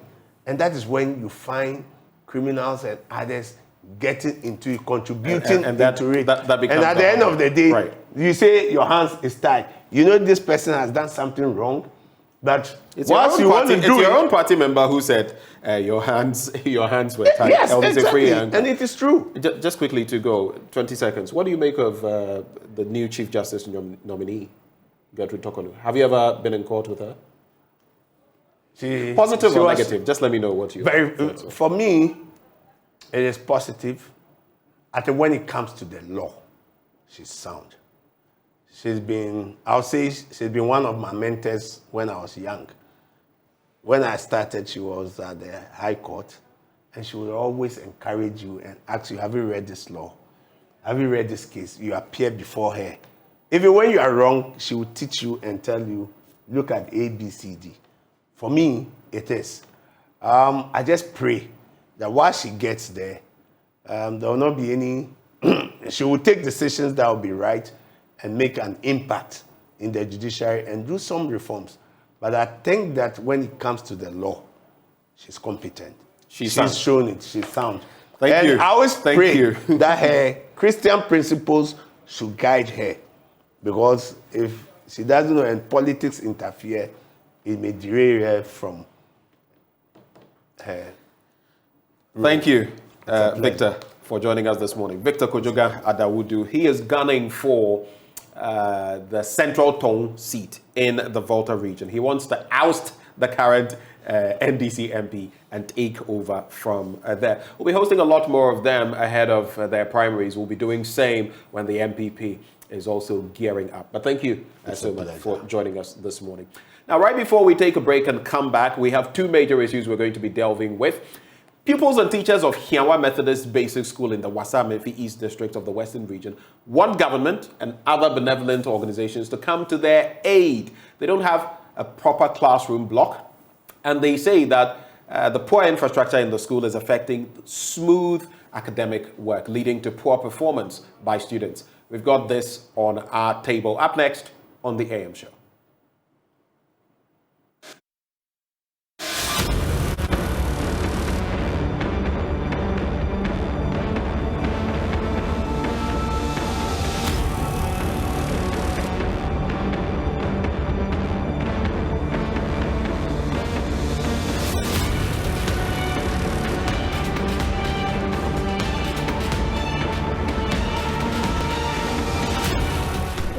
It's raining, we suffer. So when it starts raining, the teachers let us close and go home. The school building is not good for us. We are suffering. Marian Kobina, a pupil here, telling me about the sort of challenges they have in the school. Hiawa Methodist Basic is one of only 2 basic schools in Hiawa, a mining community in the Memphis Central District of the Western Region. Kids here are not as fortunate as their counterparts in urban centers. We want the government to help us with our school. It's the building too. We want them to build another school for us. We are suffering, especially the building, the board, chalk. We don't have a proper place to learn. Sometimes snakes comes from the forest. Everybody starts running. We are scared. We need help. It disturbs us, the forest and the school. We need another school and they need to help us. The wooden structures here, which serves as classrooms for these children, have cracks on them from windows, chairs, doors, and even the roof. Everything here seems to be falling apart piece by piece. School children clamor together on single desks because of lack of furniture here.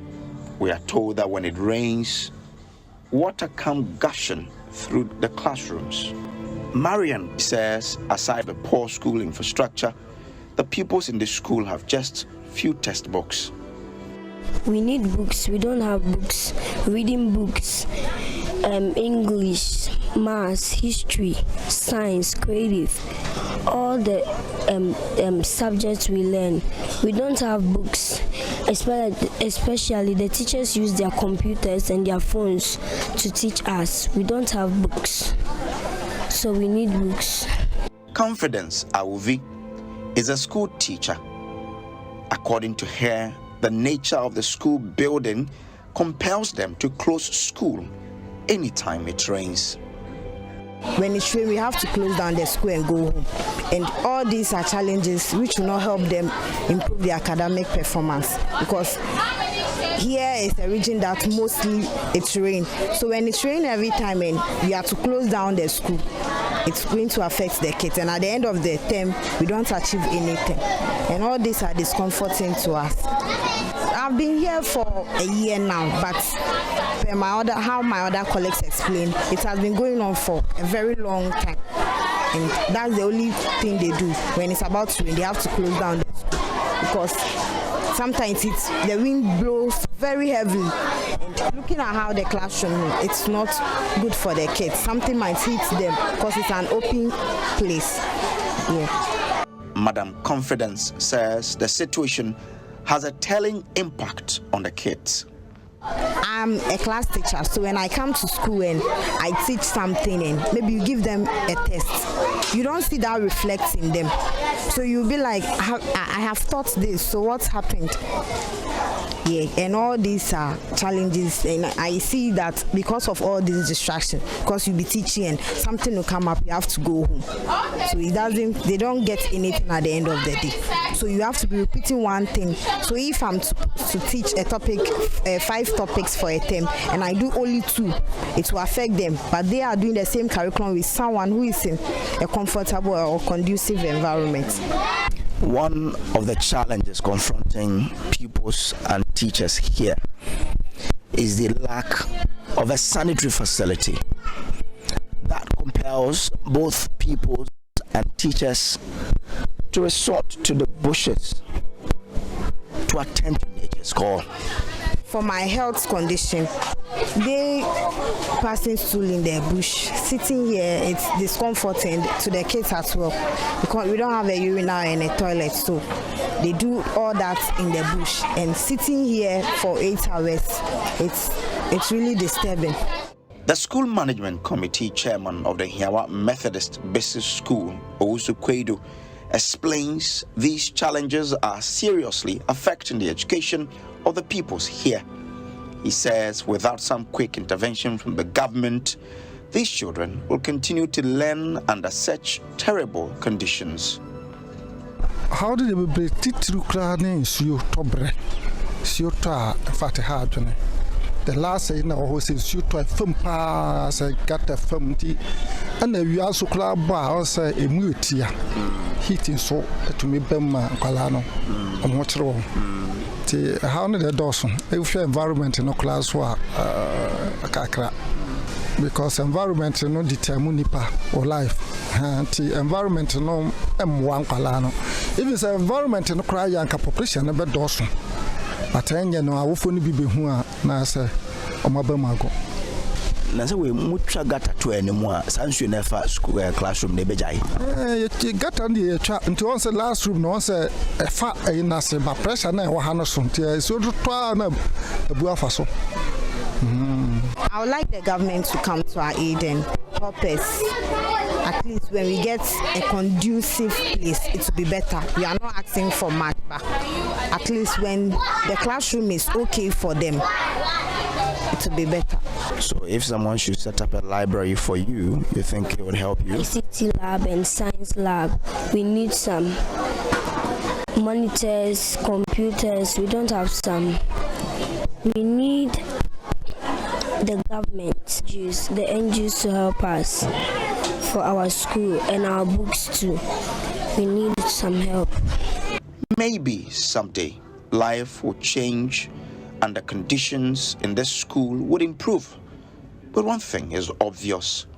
Regardless of their current situation, the competitive space of higher education and work will not be kind to these children in spite of their backgrounds.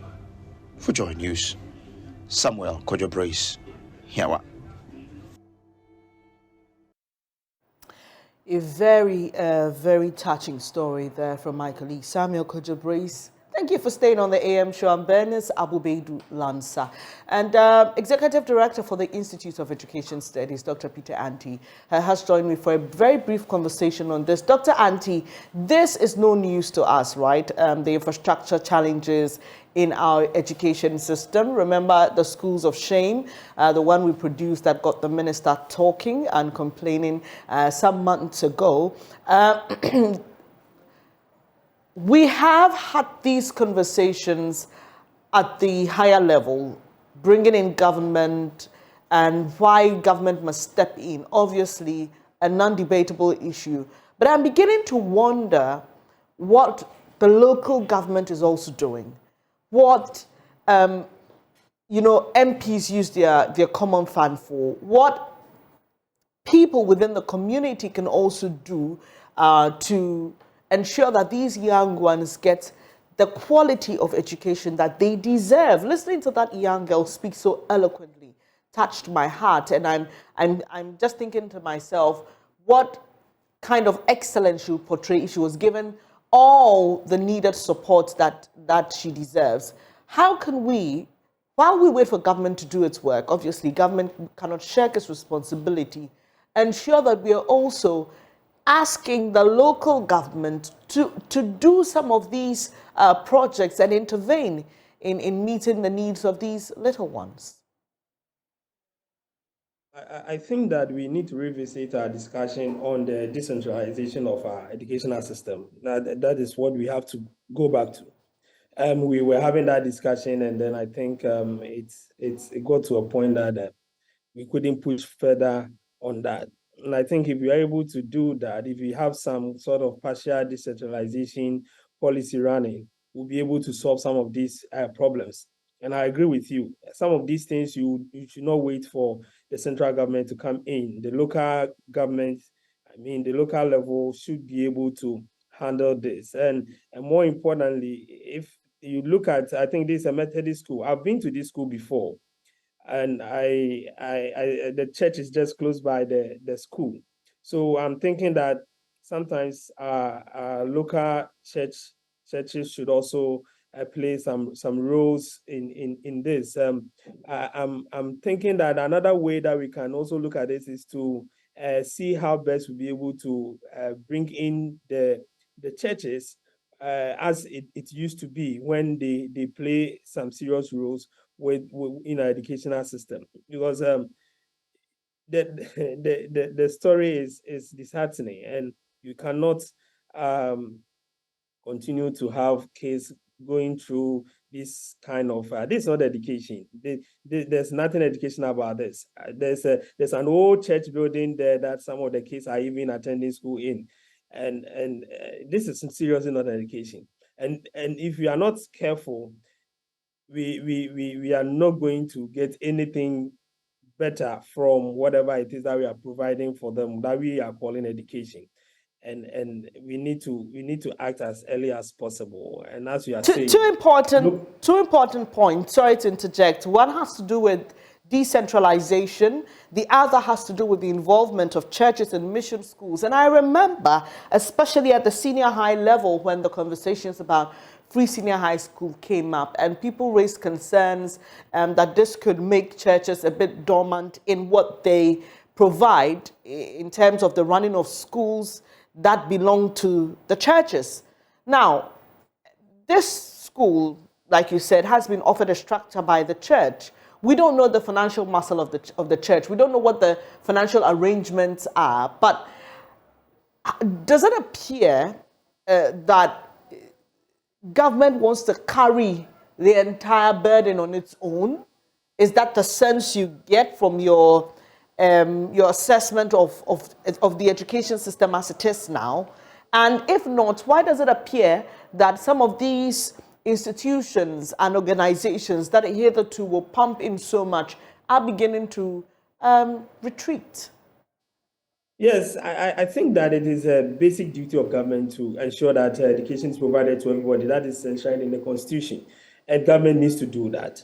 But I think what we are not doing well is trying to how best we be able to carry the other stakeholders along to help government fulfill this mandate.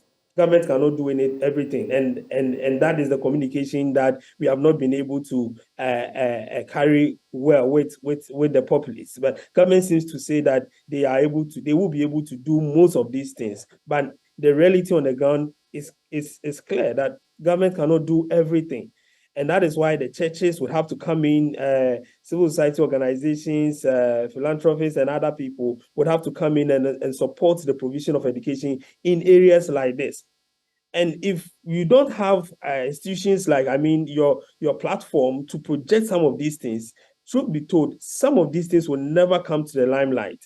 And that is where I still believe your point about the local people taking charge of some of these things and projecting it becomes important, because definitely there will be people within the community who are doing well.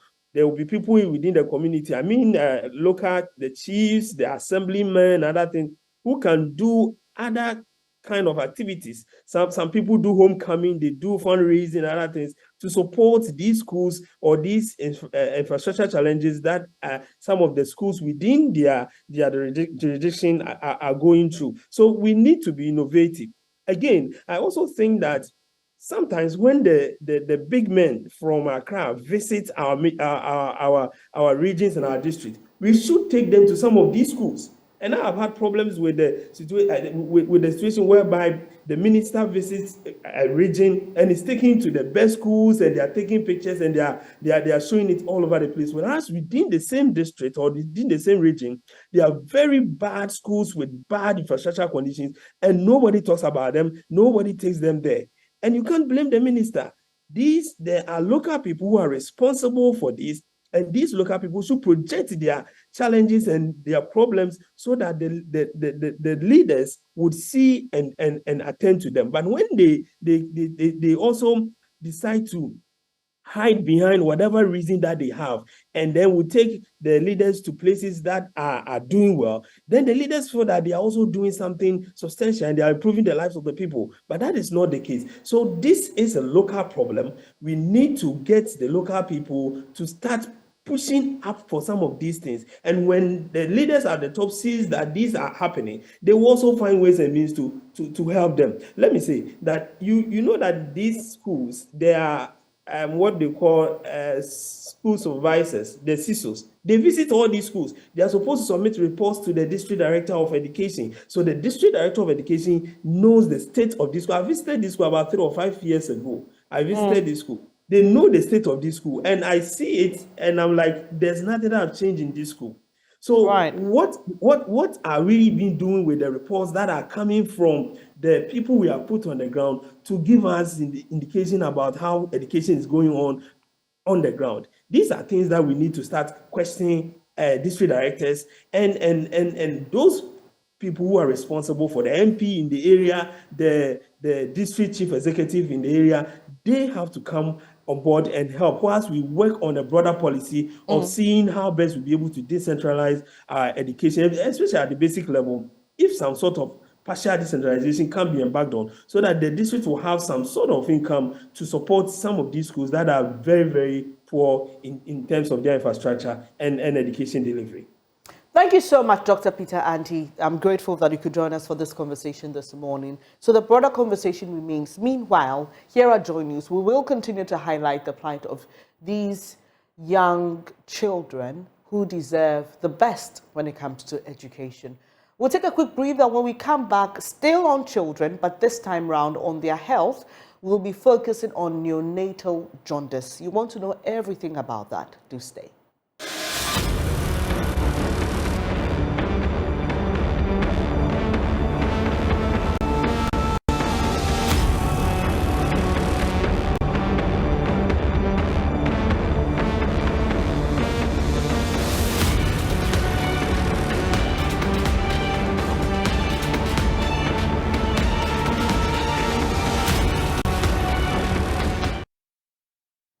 Thank you so much for staying here on the AM show. It's now time for us to talk about neonatal jaundice. You may have heard about jaundice, but what really is it? Why does it happen? And the statistics show that 6 out of 10 term babies, that are babies that go full term, will or have neonatal jaundice. But for preterm babies, 8 out of them would have neonatal jaundice. And today I've got Dr. Mantebia Boy, or I just call her Dr. Hilda or Dr. Boy. Which anywhere. One do you prefer? All right. And she's at the Kolebu Teaching Hospital's pediatric unit. She's a pediatrician. She also belongs to the Pediatric Society of Ghana. And she'll be helping us understand this because it's important.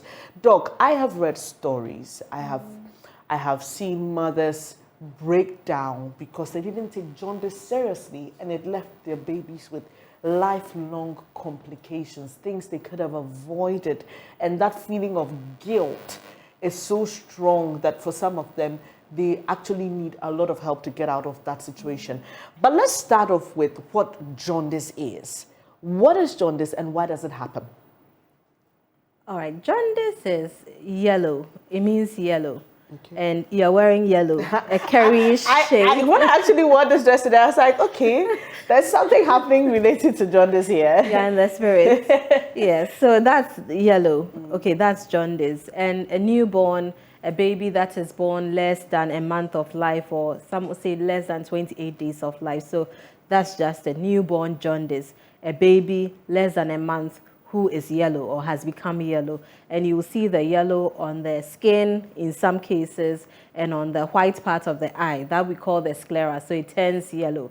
And then you know that the baby has become jaundice.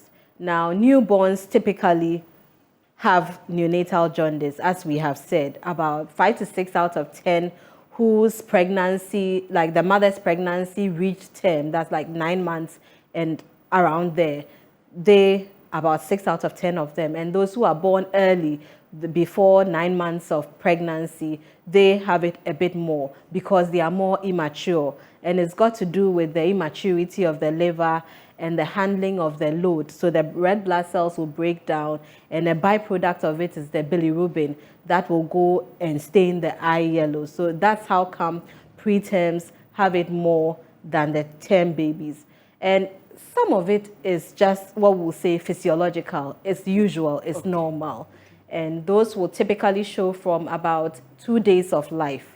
Okay, so any jaundice that shows before 24 hours of life of the baby, we call it pathological, or there's something definitely wrong that we need to look into or investigate. But if it shows up from about 2 days onwards, it may just be physiological and you may not have to worry much about it. However, because we expect that many babies will become jaundiced, and unfortunately, some of them may have brain damage as a result of the jaundice, or even liver damage as a result of the jaundice, if they don't come to hospital early. It's important that mothers, caregivers are taught to recognize it and show up to hospital so that we can take it up from there when babies eventually become jaundice, because we do expect that many of them will become jaundice. I mean, clearly from the statistics, and I was just saying that then it means that almost every Ghanaian child will be jaundice, because if it's 8 out of 10 for preterm and 6 out of 10 for term babies, then I mean, it's something that we should have hands on. Yeah. I'm happy you brought in the complications, but before we get there are a lot of myths surrounding jaundice. And well, I may be wrong, but I believe that is why people do not bring their children in early, because they say, oh, this is normal, put him on the sun, he'll be fine. Wait there in to wait, this happens with children.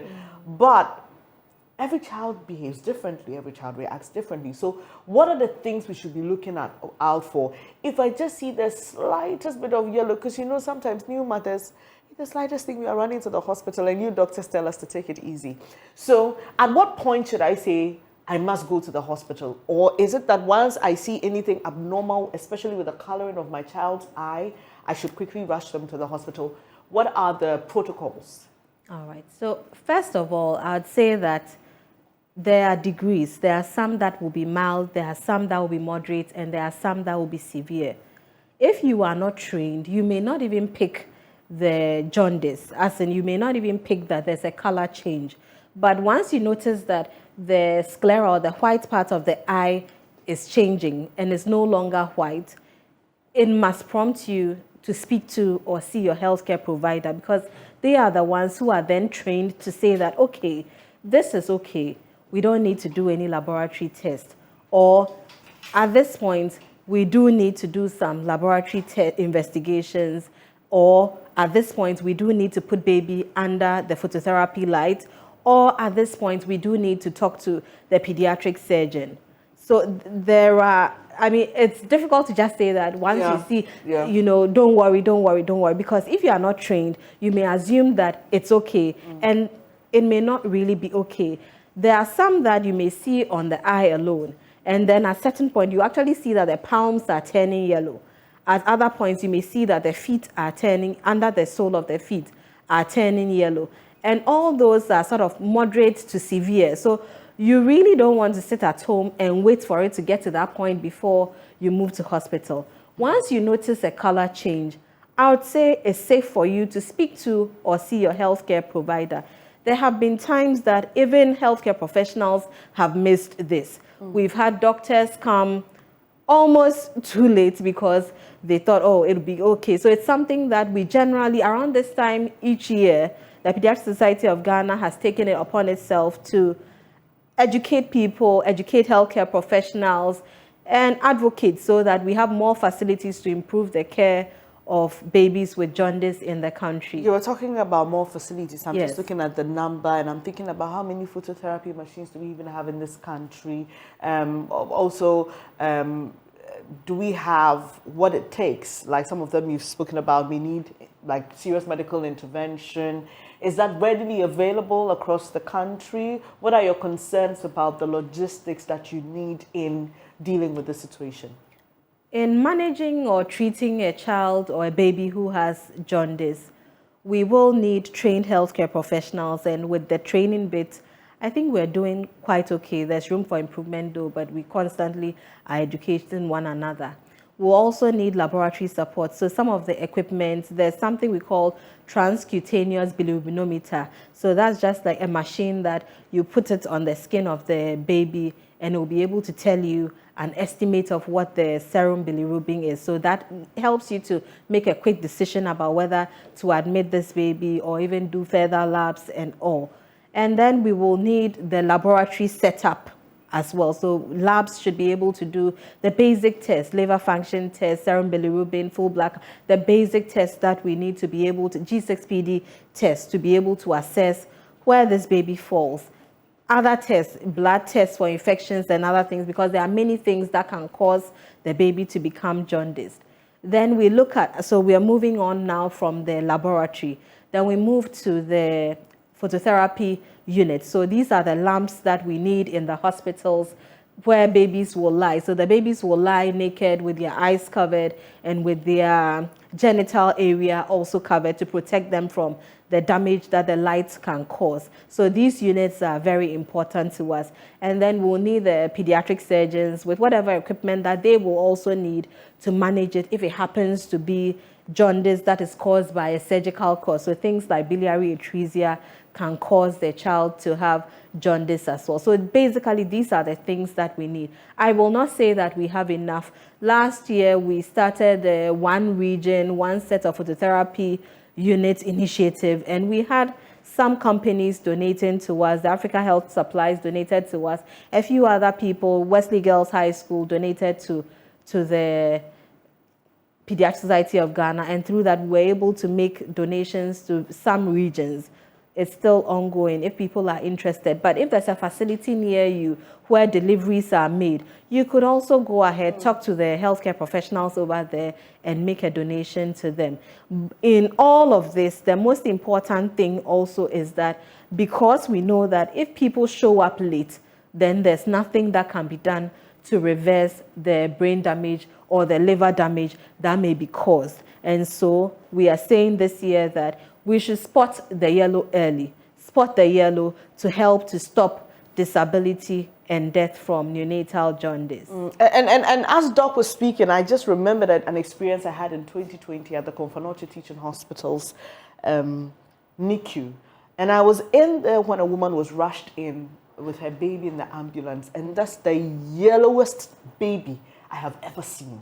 And the nurses were alarmed, and they kept asking, why did you wait this long? And you know, and clearly you could tell that she was not a very educated woman. And that's why I'm happy that you've spoken about the early intervention. I mean, this is something you cannot sit in your house and be debating about.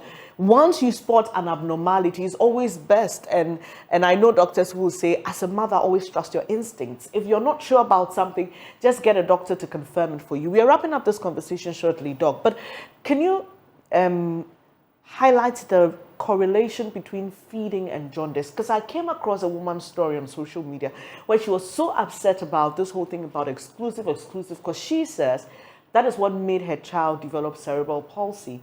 Because she wasn't feeding enough, she didn't have enough breast milk, but she was so bent on doing exclusive breastfeeding, and she didn't want to use the other, formula and other things, and she didn't end up giving the baby enough, and the baby couldn't pass out the bilirubin enough through the stool, and so ended up being jaundiced and blah blah blah. Just a quick correlation between. All right, there's something we call breastfeeding jaundice and breast milk jaundice.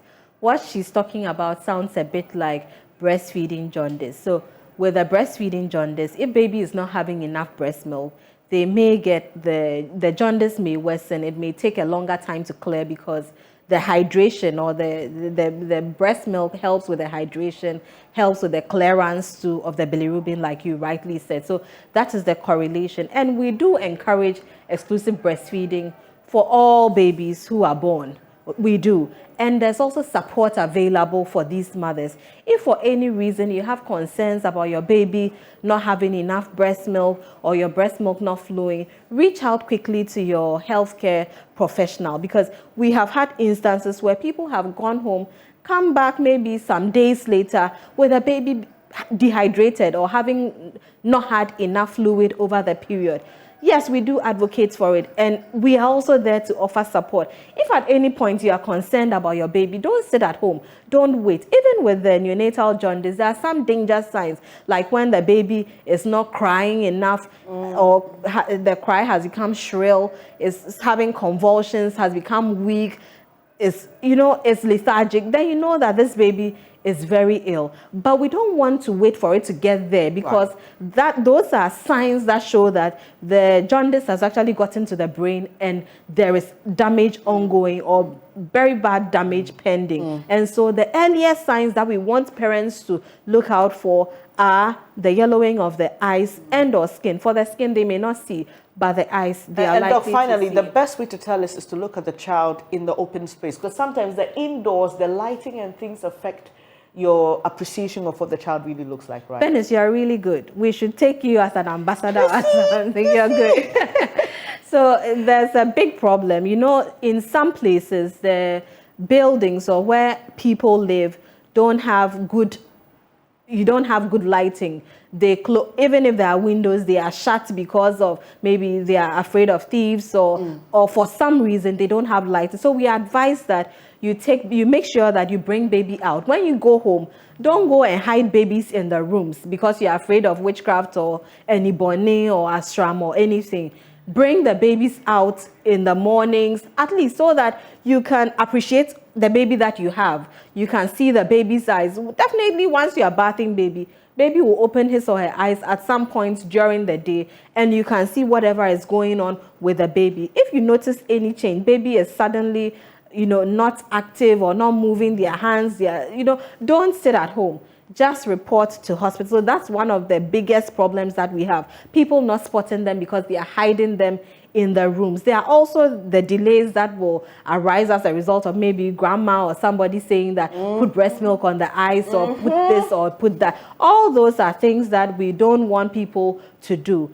If you notice that there's any change, bring the baby to hospital. But you do have to look out for the jaundice because you may not see it. Thank you so much, Doc. Dr. Hilda Mantebia-Boy is a pediatrician at the Kolebu Teaching Hospital, and she's with the Pediatric Society of Ghana. And I love babies, so I read a lot around babies. So anything babies excites me, right? So hopefully we'll be having Doc here more. And then on the Baby Doctor, I'm sure you know about the Baby Doctor, right? You've seen my promo. So there's a new show that's coming up. On a later day, I'll be telling you more about that, but it's a show solely focused on children, their health, everything about them. Well, that's how we wrap up this show. Benjamin is not here, but I like to say I loved his shirt and I loved how we were blending. We didn't plan it here. It's telepathic, I'm sure. But it was produced by Call Classics. Hope I mentioned it right. But before I go, happy birthday to King David Vo of Studio Vo, aka Chateau. We wish you long life and prosperity, especially good health. We thank God for your life. And this is from your daughter, Awojifa Miriam. Today is your day and she's grateful to God. She says you're a great father and a role model. Love you forever. And this is also from, belated birthday to Obapa Odei and Diana Mabna. All right, I'm sure it's the same person. Belated birthday wishes to you, and we are grateful for your help. This is from Isaac, who works here at the Multimedia Group. If today is your birthday, happy birthday as well. Thank you so much for joining us on this edition of the AM Show. Benjamin and I are grateful. God willing, we are back again next week, Monday, with another exciting edition that focuses on you and all that matters to you. Until then, take care. Don't drink and drive. Stay alive. We meet again, God willing, on Monday. Up next is News Desk.